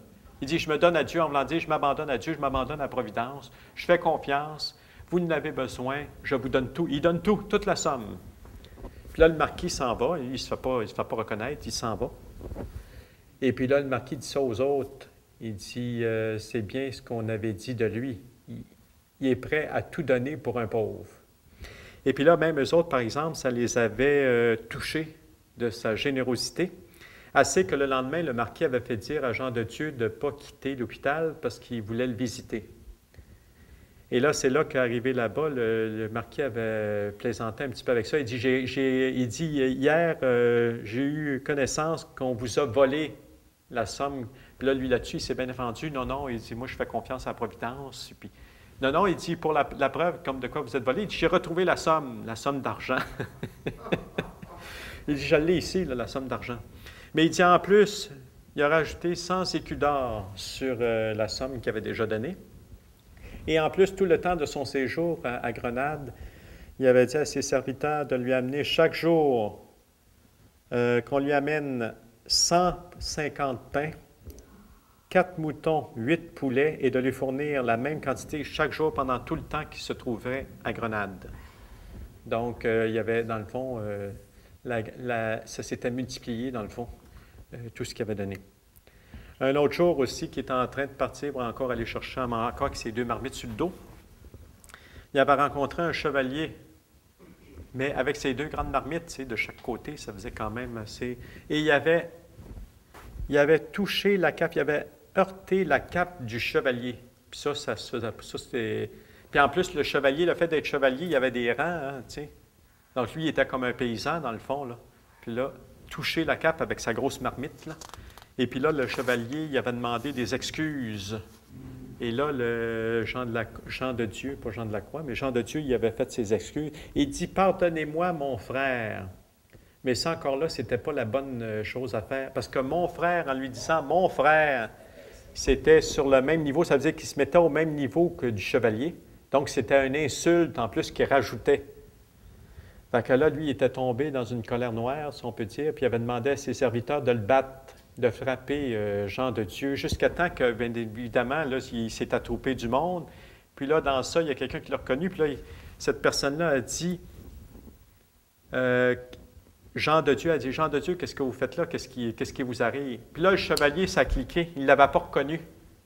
Il n'avait pas reconnu Jean de Dieu. Mais quand il a entendu le nom, parce que quelqu'un dans la foule a dit, « Hey, Jean de Dieu, qu'est-ce qui vous arrive? » Là, c'est là que le chevalier, c'est le chevalier lui-même qui est allé à ses genoux. Il dit atterré, il se jette aux pieds de sa victime, de Jean de Dieu, et affirme qu'il ne se relèvera pas avant de les avoir baisé ses pieds. Jean de Dieu s'empresse de le redresser, et tout ému, ils s'embrassent l'un l'autre. En compensation, le quêteur, c'est-à-dire le chevalier, le quêteur, c'est-à-dire Jean de Dieu, reçut 50 d'écus d'or pour ses pauvres, parce qu'il ne l'avait pas reconnu. Puis là, comme il s'est adressé à lui comme un égal, dans ce temps-là, c'était une faute. Il aurait fallu qu'il dise « Que votre grâce me pardonne ». C'est ça qu'il aurait fallu dire. Et non « Pardonnez-moi, monsieur ». Pardonnez-moi, mon frère, en plus. C'était trop familier. Alors, il aurait fallu qu'il dise « Que votre grâce » à cause de son rang. Mais l'autre ne l'avait pas reconnu. Mais quand il a entendu son nom, puis il l'a reconnu, là, il s'est jeté à ses pieds, puis il a demandé pardon. Puis en plus, il est parti avec 50 écus d'or. Donc... mais par contre, il y avait une chose, c'est que souvent, c'est que quand il allait, comme je disais tantôt, quand il allait quêter comme ça à l'extérieur, donc souvent, quand il rencontrait une famille ou quelqu'un de pauvre, bien là, il distribuait tout ce que c'est.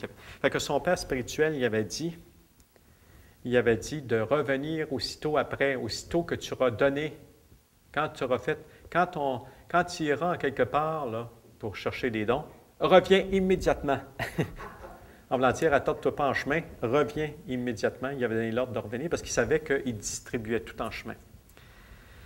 Et là, même justement, avec ses soucis, puis tout ça, il s'était confié à son père spirituel, à Jean d'Avila, puis là, il avait écrit une lettre.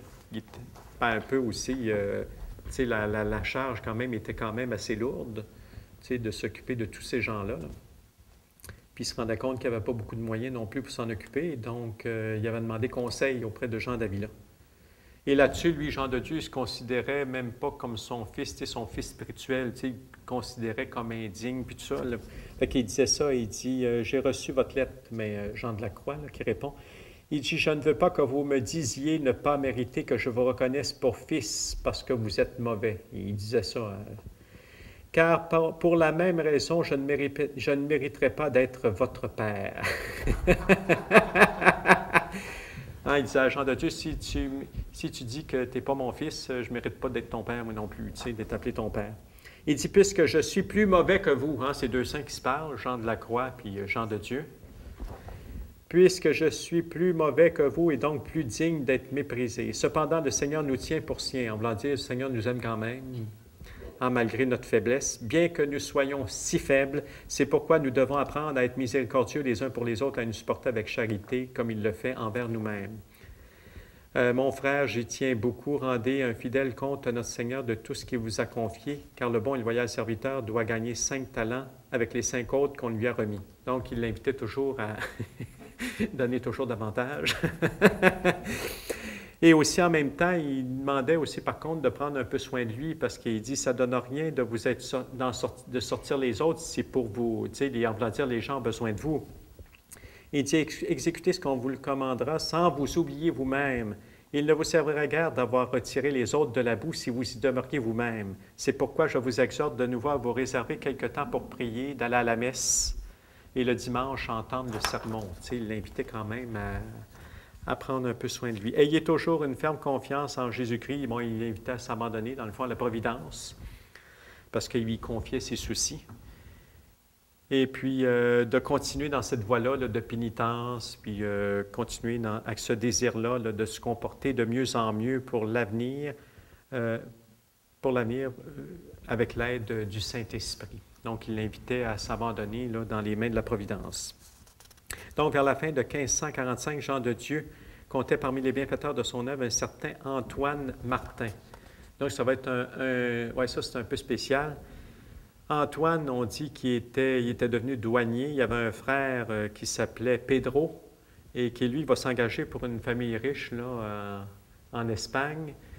Et cette famille-là, tellement qu'ils ont été contents de ses services, qu'ils voulaient même y donner sa fille comme épouse.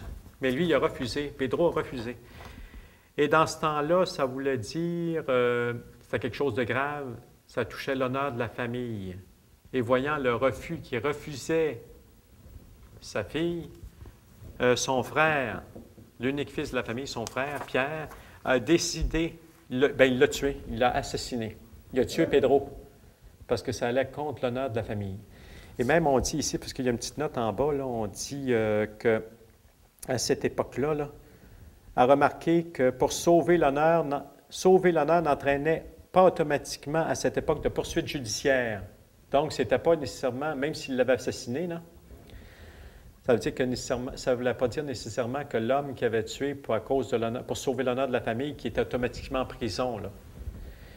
Il appartenait au parti lésé, donc c'est-à-dire à la famille, c'est-à-dire à Antoine, c'est-à-dire le frère, là, d'entamer des procédures, souvent qui étaient longues et coûteuses, donc puis souvent que finalement, bien, ça tombait tout simplement comme ça à l'eau. Mais là, Antoine, là, lui, il a décidé qu'il était pour aller jusqu'au bout, puis de faire mettre cette personne-là en prison.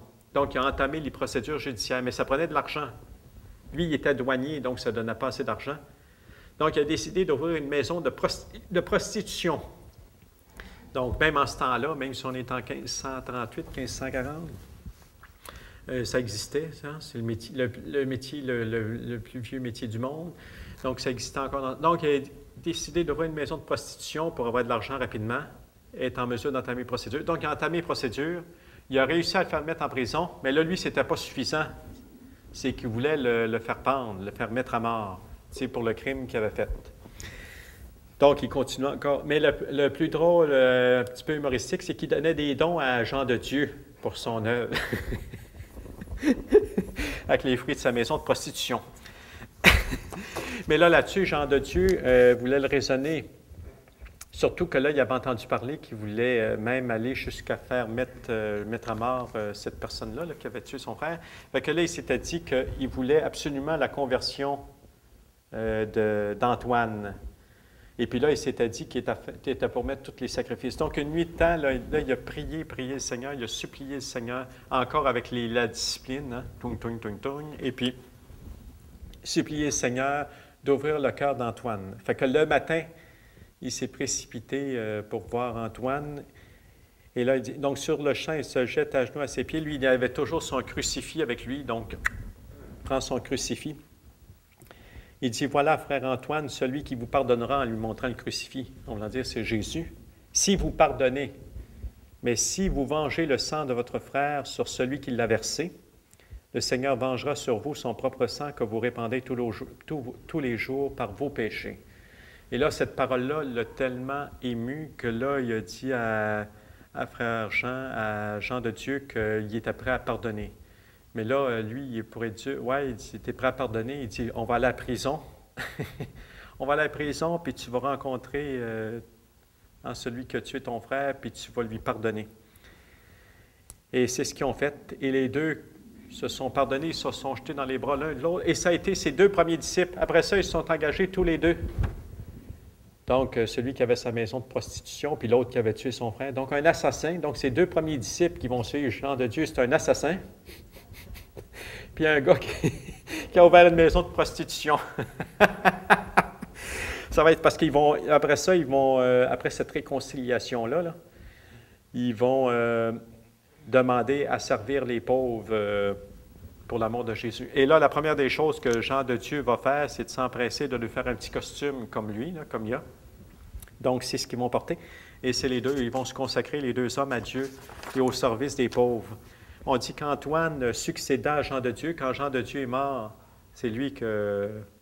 Et il fonda à Madrid l'hôpital de Notre-Dame de l'Amour de Dieu et mourut en cette ville à l'âge de 53 ans. De son côté, Pierre Velasco, c'était celui qui avait assassiné le frère d'Antoine, mourut saintement après 22 ans au service de la communauté.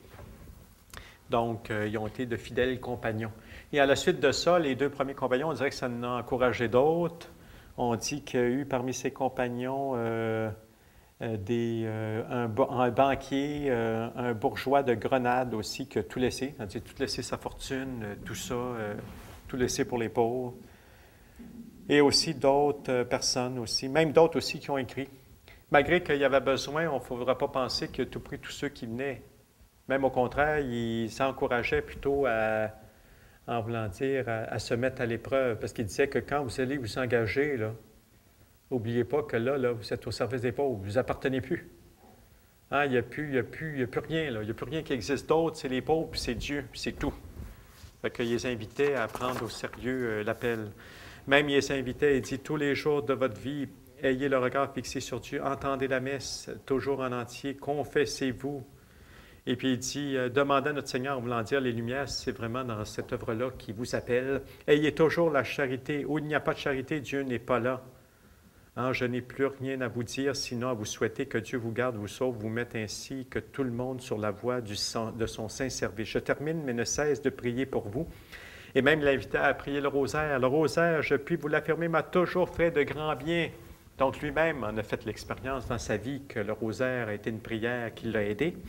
J'espère que Dieu me fera la grâce de le réciter aussi souvent que je pourrai et qu'il le désirera. Donc, il invitait les autres. Donc, ce n'est pas nécessairement que tout le monde y invitait.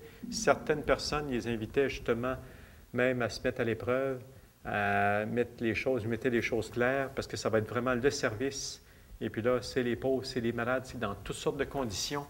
Et il faut être prêt, mais tout ça doit être en Dieu. Donc, c'est pour ça qu'il les invitait à prier, parce que c'est l'œuvre de Dieu qui s'accomplit dans le service des malades. Donc, après leur arrivée, de nouveaux compagnons, la maison de la charité prospéra de plus en plus. Donc, les aumônes redoublèrent, permirent de se procurer des meubles, des accommodements, etc. Malheureusement, l'hiver de 1545-46 endommagea gravement la toiture et le bâtiment de l'hôpital. Donc, ça va lui demander de plus en plus des fonds pour l'aider dans son œuvre. Et on voit qu'à travers toutes ces démarches et voyages et demandes successives, il nous dévoile un homme qui se dépense sans compter, obtient beaucoup, mais est toujours tenté de distribuer sur place. C'est pour ça que son directeur spirituel lui recommande toujours, lui ordonne toujours de retourner à Grenade au plus vite parce que quand il revient, il distribue tout au fur et à mesure. Donc, il se retrouve avec rien. Et là, on va avoir un changement d'évêque. On sait que le premier évêque avait donné sa bénédiction à l'œuvre. Là, il y a un nouvel archevêque et lui aussi, ça va être la même chose. Il va venir sur place, il va faire une visite approfondie, il va bénir l'œuvre, même va lui remettre des aumônes aussi pour l'amélioration de l'hôpital. Et les bienfaiteurs de Jean de Dieu l'encourageaient à se procurer un local plus spacieux. C'est à ce moment-là qu'il y a eu une occasion qui s'est présentée, c'est que le Carmel, les Carmes devaient déménager. Donc, il quittait le couvent et Jean de Dieu vint l'examiner et trouvait que c'était parfait là, pour y loger là, ces malheureux, ces malades. Donc, au rez-de-chaussée, il installa une vaste pièce réservée aux voyageurs, comme il avait fait dans le premier bâtiment. Et au milieu de cette pièce se trouvait un foyer pour les réchauffer, tout autour de vastes bancs disposés de telle sorte qu'on puisse s'étendre pour dormir. Donc, et puis là, les travaux de réfection vont... Et quand ce sera le temps de déménager, bien, c'est sur son dos qu'il va déménager tout ça. Le lit avec ses deux, il y en a eu deux, là. Il y a les deux nouveaux là, qui viennent tout juste de s'enrouler avec lui. Et avec ses deux, Antoine et Pierre, là, qui vont l'aider dans le déménagement. Mais ça va être sur leurs épaules qu'ils vont porter les matelas, les meubles, etc. Puis ça va être la même chose pour les malades aussi. Donc, sur son dos, leur dos qui vont les déplacer une fois que les lits seront installés dans le nouvel hôpital, mais ils vont transporter au fur et à mesure les malades dans leur lit. Et bien entendu, quand les conditions climatiques sont plus difficiles comme l'hiver, bien, on dit qu'à un moment donné, il y a plus de 110 personnes qui étaient présentes. On dit qu'il y en avait de toutes les sortes, des manchots, des exémateux, des muets, des aliénés, des paralytiques, des teigneux, des vieillards, des enfants, des passants s'y arrêtèrent, etc., etc. Voilà comment je me trouve si endetté. Souvent, une façon bien, de dire qu'il se plaignait, mais dans le sens qu'il se sentait toujours un peu au bout de ses finances.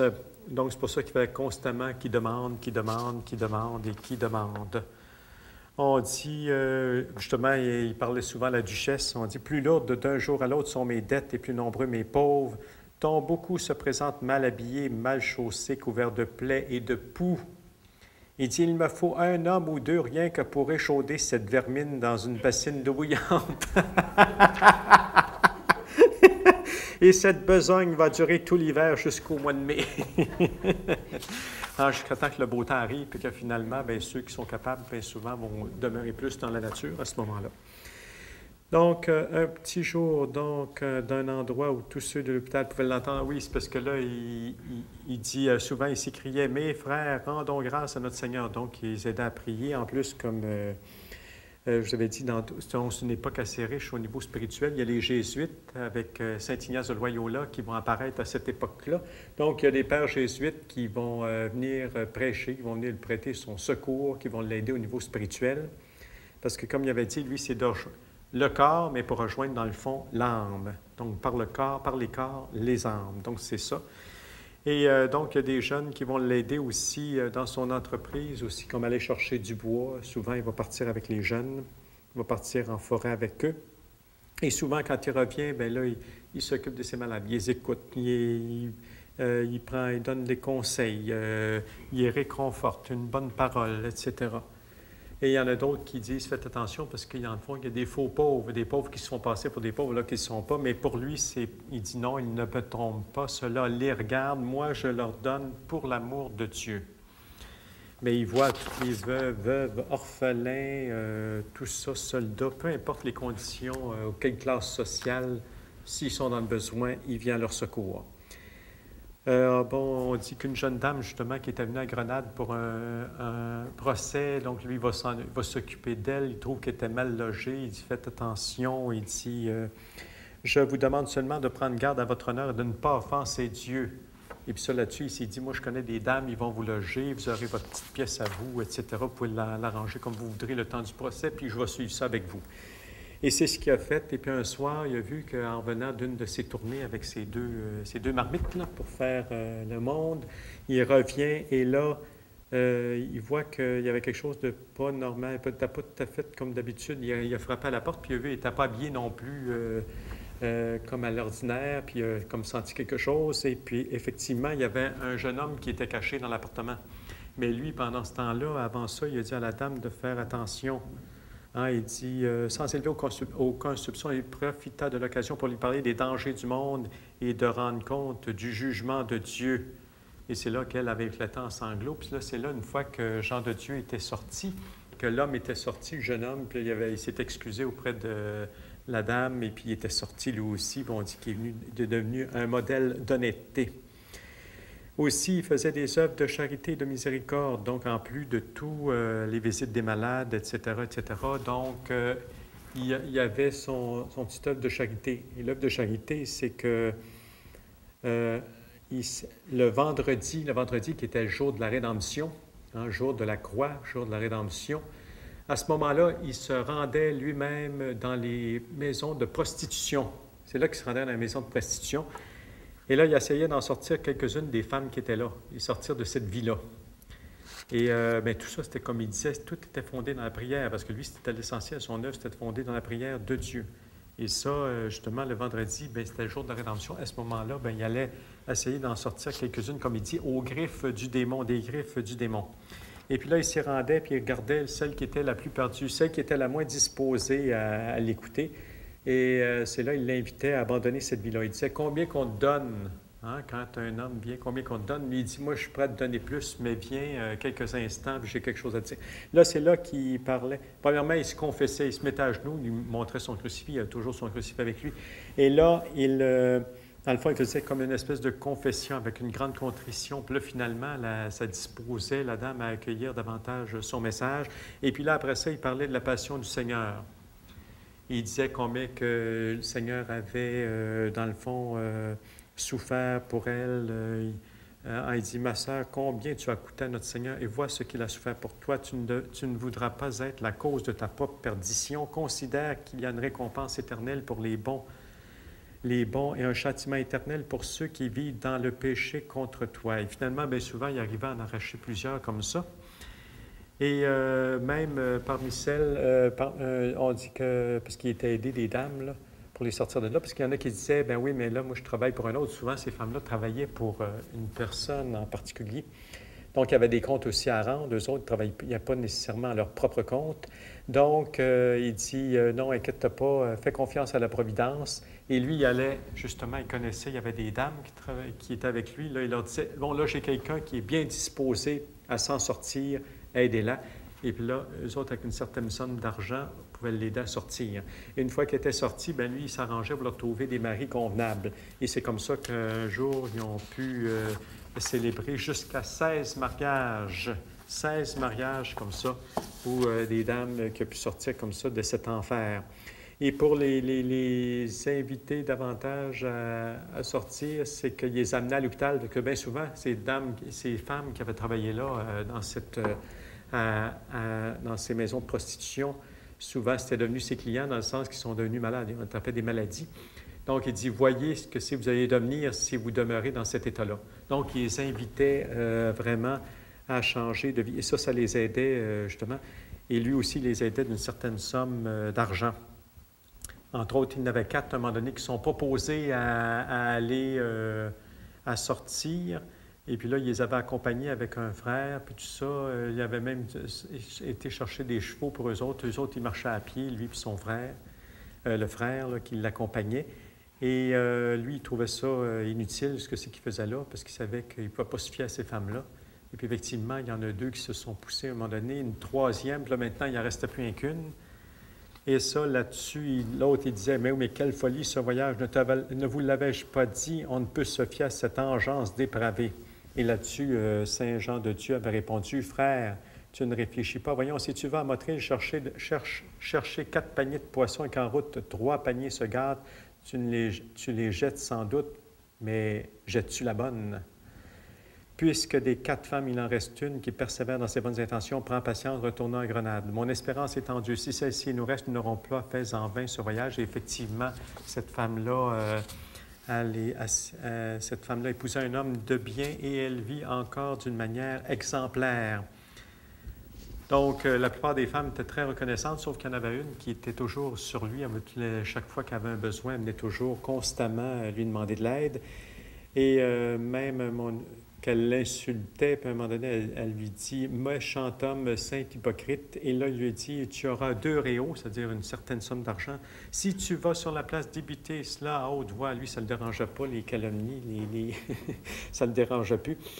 Et là-dessus, il a continué en disant « Tôt ou tard, je devrais te pardonner. » Il dit « Je te pardonne tout de suite. Tant qu'à faire, on va le pardonner tout de suite. » Et même cette dame-là, très, très reconnaissante, justement, au moment, à sa mort, justement, elle a reconnu les bienfaits qu'elle avait eus là, de Saint Jean de Dieu.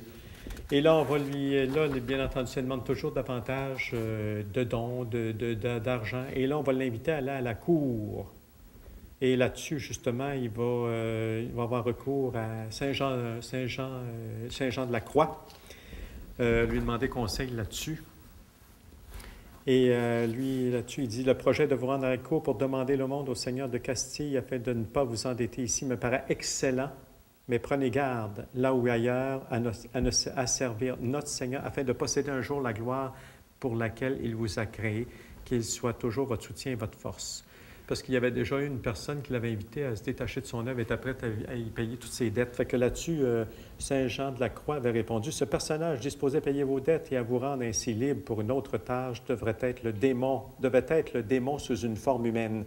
Il cherchait à vous abuser, à vous persuader que vous pouviez, sans offenser Dieu, quitter la voie où il vous a appelé. Que chacun demeure fidèle à l'appel déjà reçu de Dieu, nous dit Saint Paul aux Éphésiens.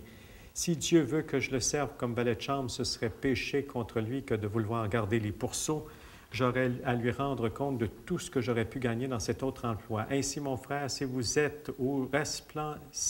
un être resplendissant se disait ange de Dieu, vous apparaissait et à ce titre vous commandait de renoncer à votre tâche ordinaire, rétorquez-lui qu'il est un démon et que vous ne voulez à aucun prix quitter le chemin où Dieu vous a engagé. Lisez et relisez ce verset et que Dieu vous garde de tout mal. Pour le moment, je n'ai pas des billes à vous envoyer parce que souvent, Jean de la Croix aussi l'aidait au niveau matériel. Mais il dit, je dirai pour vous des messes, elles vous couvriront mieux. Donc, il va se préparer pour son voyage. On dit que c'est encore 500 km, donc c'est encore à pied, etc., etc. Et partout, il parcourait les villes, mais partout, justement, où il s'arrêtait, bien, il soignait les malades. Et partout, une fois qu'il partait, bien, on ne voulait pas qu'il parte parce qu'on trouvait qu'il accomplissait bien son travail. Donc, il a fini par accomplir ses 600 km et il s'est rendu au roi. Il dit, « Seigneur, j'ai coutume d'appeler tous les hommes mes frères en Jésus-Christ. » Il dit, « Comment voulez-vous que je vous appelle? » Parce qu'on voit ce petit épisode qu'il y avait eu avec le chevalier. Donc, il dit, « Mais le prince dit, comme vous voudrez. » Il dit, dans ce cas-là, il dit, « Je vous appellerai bon prince. » Et là-dessus, il a rajouté, « Dieu veuille vous accorder un règne prospère, la grâce de bien vivre et de bien mourir, afin que vous puissiez un jour jouir de la vie éternelle. » Et là-dessus, c'est en voyant ces paroles, en écoutant ces paroles, c'est le roi lui-même qui est allé, parce qu'il était à ses pieds, il était à genoux, il est allé le relever, et il l'a emmené dans son cabinet, et c'est là qu'ils ont dit qu'il a remis une offrande digne de son nom. Donc, ça veut dire une somme assez importante. Et là, tout d'un coup, ils se sont aperçus qu'il est en train encore de tout distribuer alentour. Fait que, voyant ça, « Frère Jean de Dieu, pourquoi ne gardez-vous pas l'argent pour vos pauvres de Grenade? » Parce que c'est pour eux qui venaient, là. « Mes frères, donner ici ou donner à Grenade, c'est toujours faire du bien pour Dieu qui se trouve en tout lieu. »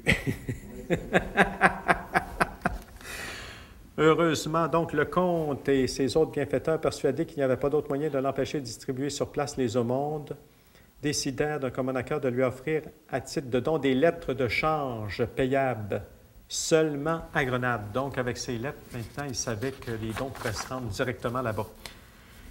Donc, aussi, il a enduré beaucoup de souffrances sur le chemin du retour. Et entre autres, on dit qu'il avait les pieds tout crevassés, ouverts à plusieurs endroits.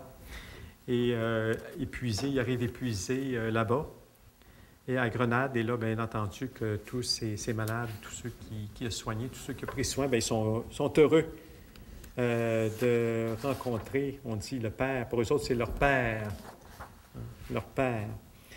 Et là, ce qui va arriver, un épisode de sa vie, c'est qu'il va se déclarer un feu, mais pas à son hôpital à lui, mais plutôt à l'hôpital dans lequel il a été conduit lorsqu'il a eu son petit moment de folie, là. Et lui, aussitôt qu'il est arrivé sur les lieux, tout de suite, il s'est mis à sortir d'abord tous les hommes, les femmes, tous ceux qui ne pouvaient pas sortir par eux-mêmes. On dit, il jette par les fenêtres avec agilité surhumaine tous les lits, vêtements qu'il peut saisir. Et finalement, il va monter sur le toit parce que c'est là que s'était déclaré l'incendie. Et avec une hache pour abattre la poutre principale sur laquelle là, il y avait le feu, afin qu'il n'y ait pas trop de dommages. Et tout d'un coup, ce que c'est qu'on a vu, c'est qu'il s'est fait entourer par 2 flammes, complètement entouré. Et tous pensent à ce moment-là que les flammes, c'est fini, ils vont entourer. Et là, au bout d'un moment, on le voit surgir du brasier, rapidement descendre d'un escalier et sain et sauf. Ses sourcils et ses cils ont roussi cependant. En passant au milieu des flammes, signe manifeste du miracle opéré en sa faveur par notre Seigneur. Et justement, ça c'est relaté dans la liturgie à sa fête, la fête de Saint Jean de Dieu. On dit, Jean de Dieu s'élança dans le feu pour sauver les malades, resta au milieu des flammes, devenu gigantesque et en sortit finalement indemne par la protection divine et à l'admiration de tous les habitants, enseignant la charité. Il montra ainsi que le feu extérieur avait moins de force sur lui que le feu qui le brûlait au-dedans. Donc, le feu extérieur qui le brûlait en dedans, lui, c'était l'amour. Et c'est ça, dans le fond, qui l'a fait avancer et qui l'a protégé. Puis, dans l'oraison du jour, on dit, Seigneur notre Dieu, à Jean qui brûlait de ton amour, tu permis de passer sans dommage à travers les flammes, et par lui, tu fis naître dans ton Église une nouvelle famille religieuse. À sa prière et par ses mérites, brûle nos vices au feu de ta charité et daigne pour toujours nous guérir. Donc, on passe maintenant aux dernières années de Jean de Dieu. Donc, on dit une charité si généreuse et si prompte est-elle donc impossible aujourd'hui? Ah oui, c'est parce que là, ce qui est arrivé, c'est qu'il a été aidé par les Jésuites. On sait que c'est une période assez prospère au niveau spirituel. Donc, on a parlé des carmes avec Saint Jean de Dieu, donc en cette période-là, avec Saint Jean, pas Saint Jean de Dieu, mais Saint Jean de la Croix et Thérèse d'Avila, mais aussi avec Saint Ignace de Loyola qui a fondé les Pères Jésuites, la Compagnie de Jésus. Donc, ils vont venir l'aider là-bas à son œuvre, ils vont venir prêcher, l'aider, entre autres au cours d'une fête de Saint-Martin. On sait que Saint-Martin avait donné la moitié de son habit justement à un pauvre. Et là, le prêtre, le jésuite avait dit, oui, mais aujourd'hui, est-ce qu'on va rencontrer encore des Saint-Martin? Aujourd'hui, en parlant à ceux qui l'écoutaient. Et là, il y a un prêtre qui se lève pour seule richesse, il avait son manteau, il l'a déposé au pied du Père. Et là, c'est là que les dons se sont multipliés, les uns après les autres, monnaie, argent, or, anneaux précieux, manteaux, mantilles, étoffes, vestes, etc., etc., colliers, habillements de tout genre. Tout le monde a déposé ça au pied donc les pères jésuites au pied du Père. Et les pères jésuites ont beaucoup aidé l'œuvre à ce moment-là, aussi au plan spirituel. Donc, ce qui est arrivé, c'est qu'il va contacter une maladie, c'est qu'au cours, il y avait eu une bonne ondée, et puis là, ça avait fait que la rivière amenait beaucoup de bois sur le bord de la rivière. Donc, il avait demandé à des jeunes de venir l'aider. Et puis, un qui s'était trop avancé dans la rivière, et puis Jean de Dieu avait voulu aller le saisir, mais il n'a pas pu. Donc, cet enfant-là est mort. Et ça l'avait beaucoup peiné, mais en même temps, c'est là qu'il va attraper la maladie qui va l'amener jusqu'à sa mort. Et là, c'est là qu'aussi, au même moment, où, pour la première fois de sa vie, c'est que c'est lui qui va être hospitalisé, c'est qu'on va le mettre dans un lit. Et, mais là, lui, il continue toujours de faire son apostolat, c'est que même s'il ne peut pas aller voir ses malades, il va écrire des billets. Puis il va envoyer ça un peu à l'autre. Puis jusqu'à temps qu'il soit capable, parce que même à un moment donné, il n'est plus capable même d'écrire. Et là, donc, pendant cette maladie-là, c'est qu'on va dire à l'archevêque, à l'évêque, que justement, il n'est pas en mesure de conduire, de diriger cet hôpital. Il dit qu'il y a des femmes dans ça qui viennent de la prostitution, qui n'ont pas d'affaires là, d'autres qui se font passer pour des pauvres, puis ce pas des vrais pauvres, devraient les mettre dehors, etc. Fait que finalement, l'évêque, lui, qui ne savait pas qu'il était malade, mais en tout cas, il l'a fait demander, mais comme l'évêque le demande, lui, il se déplace auprès de l'évêque. Et là, l'évêque, il dit, dans le fond, il devrait les mettre à la porte, ces gens-là. Et lui, là-dessus, répond tout simplement, « Mon père, mon bon prélat, moi seul suis mauvais, incorrigible, inutile. Je mérite d'être jeté à la porte de la maison de Dieu. Quant aux pauvres de l'hôpital, ils sont tous bons et je ne connais de vice en aucun d'eux. Dieu ne souffre-t-il pas d'ailleurs mauvais et bon? Ne fait-il pas luire son soleil sur tous? Il n'y a donc pas de raison de chasser de sa propre maison les abandonnés et les affligés. » Là, voyant avec la réponse ce qu'il avait répondu, à ce moment-là, l'évêque dit tout simplement, « Soyez sans crainte, vous avez toute ma confiance, allez en paix, comportez-vous dans le temps, comme dans votre propre maison. » On va dire, c'est toi qui décides, j'ai aucune crainte. Et là, il va retourner, mais là, sa maladie, son mal va s'aggraver de plus en plus.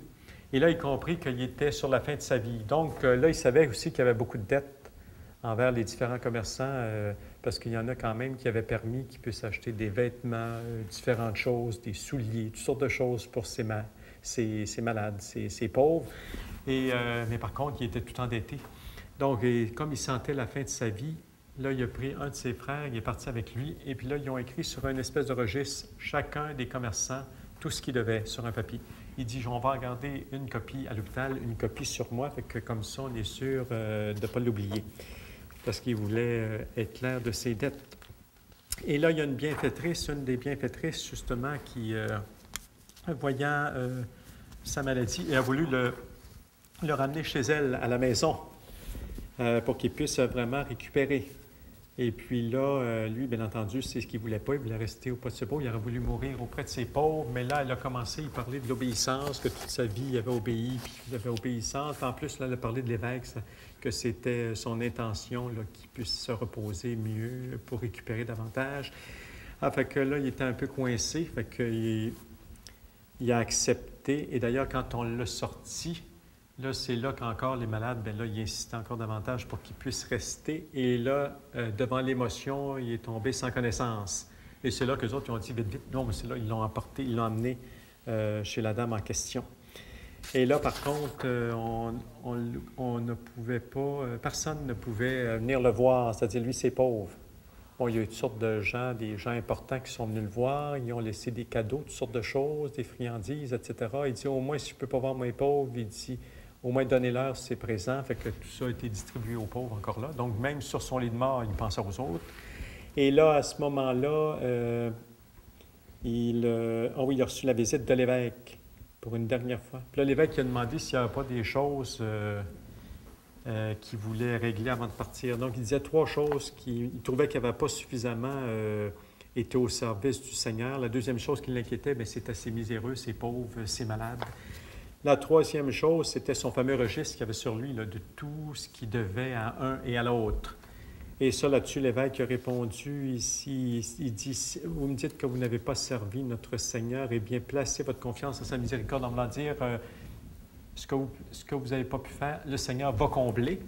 Pour ce qui est de vos pauvres, il dit, ça, je m'en occupe, ça fait partie de ma tâche comme évêque. Et aussi, il dit que pour vos dettes, faites comme si vous les aviez acquittées vous-même. » Donc, encore là, l'évêque s'en occupait. Il dit, ne pensez plus à rien, demeurez en paix. En voulant dire, pense à Dieu, pense à ton éternité. Mais là, ta mission, en voulant dire, ta mission est finie. Et là, il a donné l'extrême onction, etc., etc. Et la veille, même d'ailleurs, il avait prédit sa mort. C'est-à-dire que c'était pour être entre le vendredi et le samedi, dans la nuit du vendredi au samedi.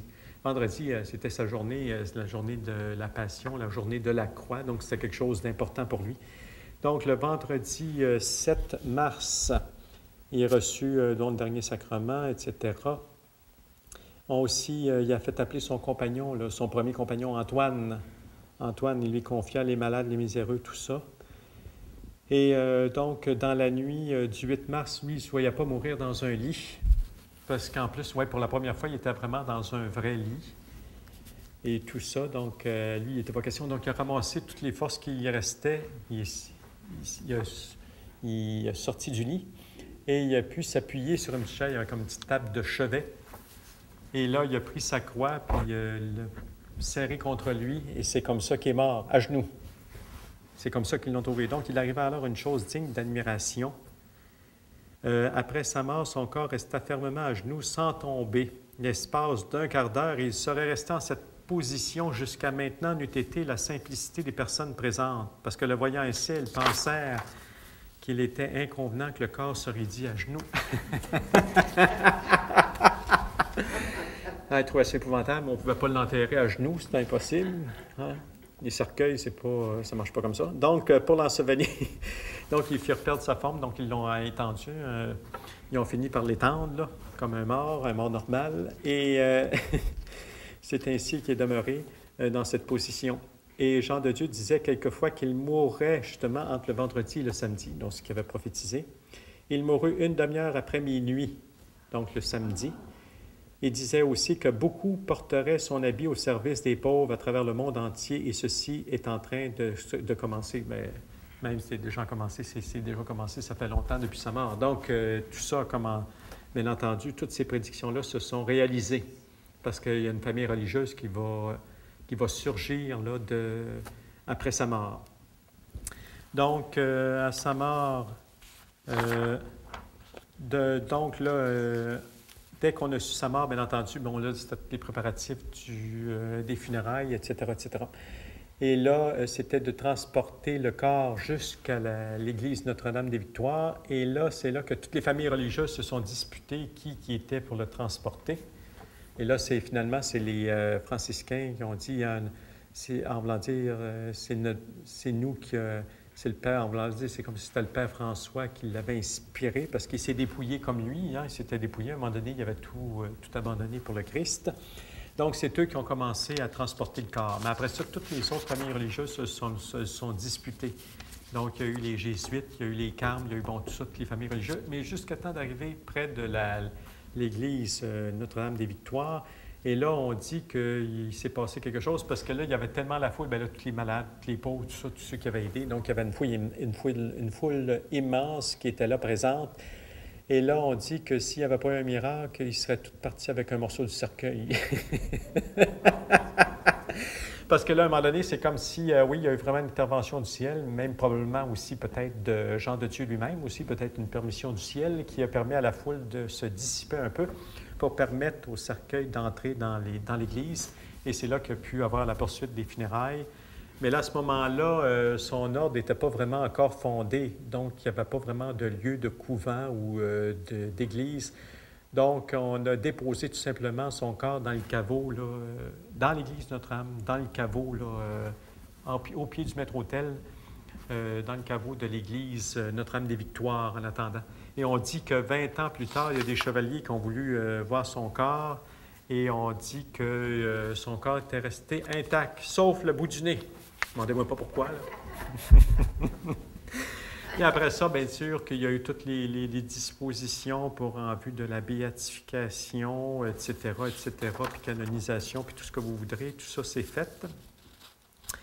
Et on dit ici, en synthétisant les données précédentes, c'est-à-dire un petit peu ce qui avait l'air, là, son allure, on dit que, donc, semble-t-il, on peut représenter Jean de Dieu au début de sa vie hospitalière de taille légèrement supérieure à la moyenne. Il est svelte, bien bâti, la figure maigre et brune, la barbe et le cheveu brun foncé, le front ample et dégagé, les yeux noirs et perçants.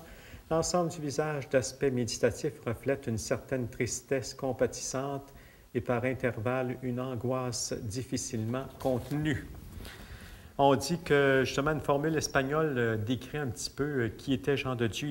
On dit, il avait un cœur de pierre pour lui-même et un cœur quasi maternel pour le prochain et un cœur de feu vif pour Dieu. Ça décrit bien qui il est.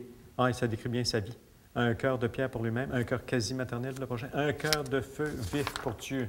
C'est ce qui lui permettait justement d'accomplir des grandes choses. Ici, on dit qu'il avait, parce qu'il a laissé comme une espèce de testament spirituel, Jean de Dieu. Un testament, une lettre confiée justement à la duchesse à laquelle il correspondait souvent. Il dit, bon, s'il plaît à notre Seigneur de m'enlever de cette présente vie, j'ai laissé ici des ordres pour que, à son retour de la cour, en parlant du roi où il est allé, vous remettre mes armes. Ce sont 3 lettres en fil d'or sur satin rouge. 3 lettres en fil d'or sur satin rouge. Puis là, il explique un petit peu c'est quoi. Il dit, elles sont sur satin rouge pour vous rappeler toujours le précieux sang de notre Seigneur, parce que lui, la passion, ça a été quelque chose, ça l'a suivi toute sa vie. Donc, le sang de Jésus. En effet, il n'y a pas de contemplation plus élevée que celle de la passion, et quiconque est fidèle à cette dévotion ne se perdra pas avec le secours divin. Les lettres sont au nombre de 3, car il y a 3 vertus qui nous conduisent au ciel: foi, espérance, charité. En foi, notre Seigneur, mais foi aussi en l'Église. Foi en l'Église aussi par tout ce qu'elle enseigne. Dans le fond, à travers l'enseignement de l'Église, c'est la voix du Christ aussi qu'on entend. La charité, bien c'est sûr, l'amour qui nous purifie, l'amour, hein, comme l'or passé au feu. Il dit qu'il faut passer, nous autres aussi, par les épreuves. Hein, l'or qui est passé au feu, mais il y a ce bien précieux encore davantage qui est notre âme. Et nous autres, notre âme aussi est passée au feu pour être purifiée, pour donner l'amour. Et la troisième, l'espérance, c'est que l'espérance en Jésus-Christ seul, car pour les peines et les infirmités supportées par amour pour lui, il nous accordera la gloire éternelle. Les lettres sont en or. L'or, ce métal si précieux, pour resplendir et avoir la couleur qui les fait estimer, est d'abord séparé de la terre, puis plongé dans le feu. Ainsi convient-il que l'âme, joyau d'un si grand prix, se détache des joies et des plaisirs charnels de la terre, ne s'attache qu'à Jésus-Christ, reçoive sa dernière purification dans le feu de la charité. En l'or, ce métal si précieux. En voulant dire qu'on compare l'or à l'âme qui est si précieuse. Cette étoffe à 4 coins, symbole de 4 autres vertus compagnes fidèles des 3 premières, c'est-à-dire celles qui accompagnent la foi, l'espérance et la charité. C'est la prudence, la justice, la tempérance et la force. Et au revers de cette étoffe, la croix, une croix. Rappelle que quiconque veut se sauver doit porter sa croix suivant le bon plaisir de Dieu et la mesure de la grâce reçue. Chère sœur, en Jésus-Christ, mon mal me fait beaucoup souffrir, parce qu'il écrit ça quand il est à l'hôpital, là, un petit peu avant de mourir, et ne me permet plus d'écrire. Je désire me reposer un peu pour pouvoir vous écrire ensuite plus longuement, car je ne sais si nous nous reverrons encore. Jésus-Christ soit avec vous et votre famille. On dit que cette phrase restée inachevée est vraisemblablement la dernière qu'il ait écrite peu de temps avant de mourir. C'est là qu'après ça, qui est emmené, c'est la bienfaitrice, puis là, qui a amené à sa mort. On dit que Pie XII, on peut donner une conclusion plus sûre à cet exposé. Bon, que ces lignes de Pie XII adressées au Père Éphrem Blondeau, prieur général de l'Ordre de Saint-Jean-de-Dieu, à l'occasion du 4e centenaire de la mort. Donc, ce n'est pas Pie XII qui l'a canonisé, là. Mais au 4e centenaire de sa mort, Pie XII disait ceci: « Vous connaissez parfaitement les grands obstacles et les nombreuses difficultés qu'il a dû surmonter dans sa propre nature pour parvenir à la pratique des vertus chrétiennes. Hein? Il y a eu toutes ces périodes d'angoisse, puis tout ça, là, toutes des difficultés, donc, il a passé par le feu. Il ne devait les acquérir qu'au prix d'un effort quotidien, d'une lutte sans merci. Conduit et soutenu dans cette voie par la grâce, sous l'impulsion d'une volonté sans défaillance, il monta toujours d'un pas plus rapide jusqu'au sommet de la plus haute sainteté. Il s'est transformé au point de susciter l'admiration générale et devenir l'ange tutélaire des malades et des pauvres. Vous savez aussi qu'avec quelle suavité il s'efforça de remédier par tous les moyens à toutes sortes de misères, d'infirmités, d'angoisses. Pressé par l'amour divin, il ne se contentait pas de guérir les maladies du corps, de donner, suivant ses ressources, du pain aux affamés, des vêtements aux dépouillés, un hôpital aux vieillards et aux abandonnés, mais il dispensait encore à leurs âmes la céleste lumière et les divins réconforts pour les élever à l'espérance de la béatitude éternelle. Voilà l'héritage sacré qu'il vous a laissé. » Donc, il ne s'est pas contenté, on vous l'a dit, il ne s'est pas contenté seulement de soigner les corps, c'est qu'il a soigné les âmes, il les a amenés à la béatitude éternelle, il les a amenés au ciel, dans le fond. Et on dit que c'est le 28 juin 1630 qu'on pouvait en toute assurance lui décerner le titre de bienheureux, le 28 janvier 1630. Et la bulle de béatification a été justement la solennité, bien, le 8 mars, là, c'est le 8 mars qui est sa mort. Et ensuite, bien, tout ça va amener tranquillement sa canonisation. Et on peut dire que c'est ainsi que se termine sa vie. Donc, le 8 mars 1550, à l'âge de 55 ans.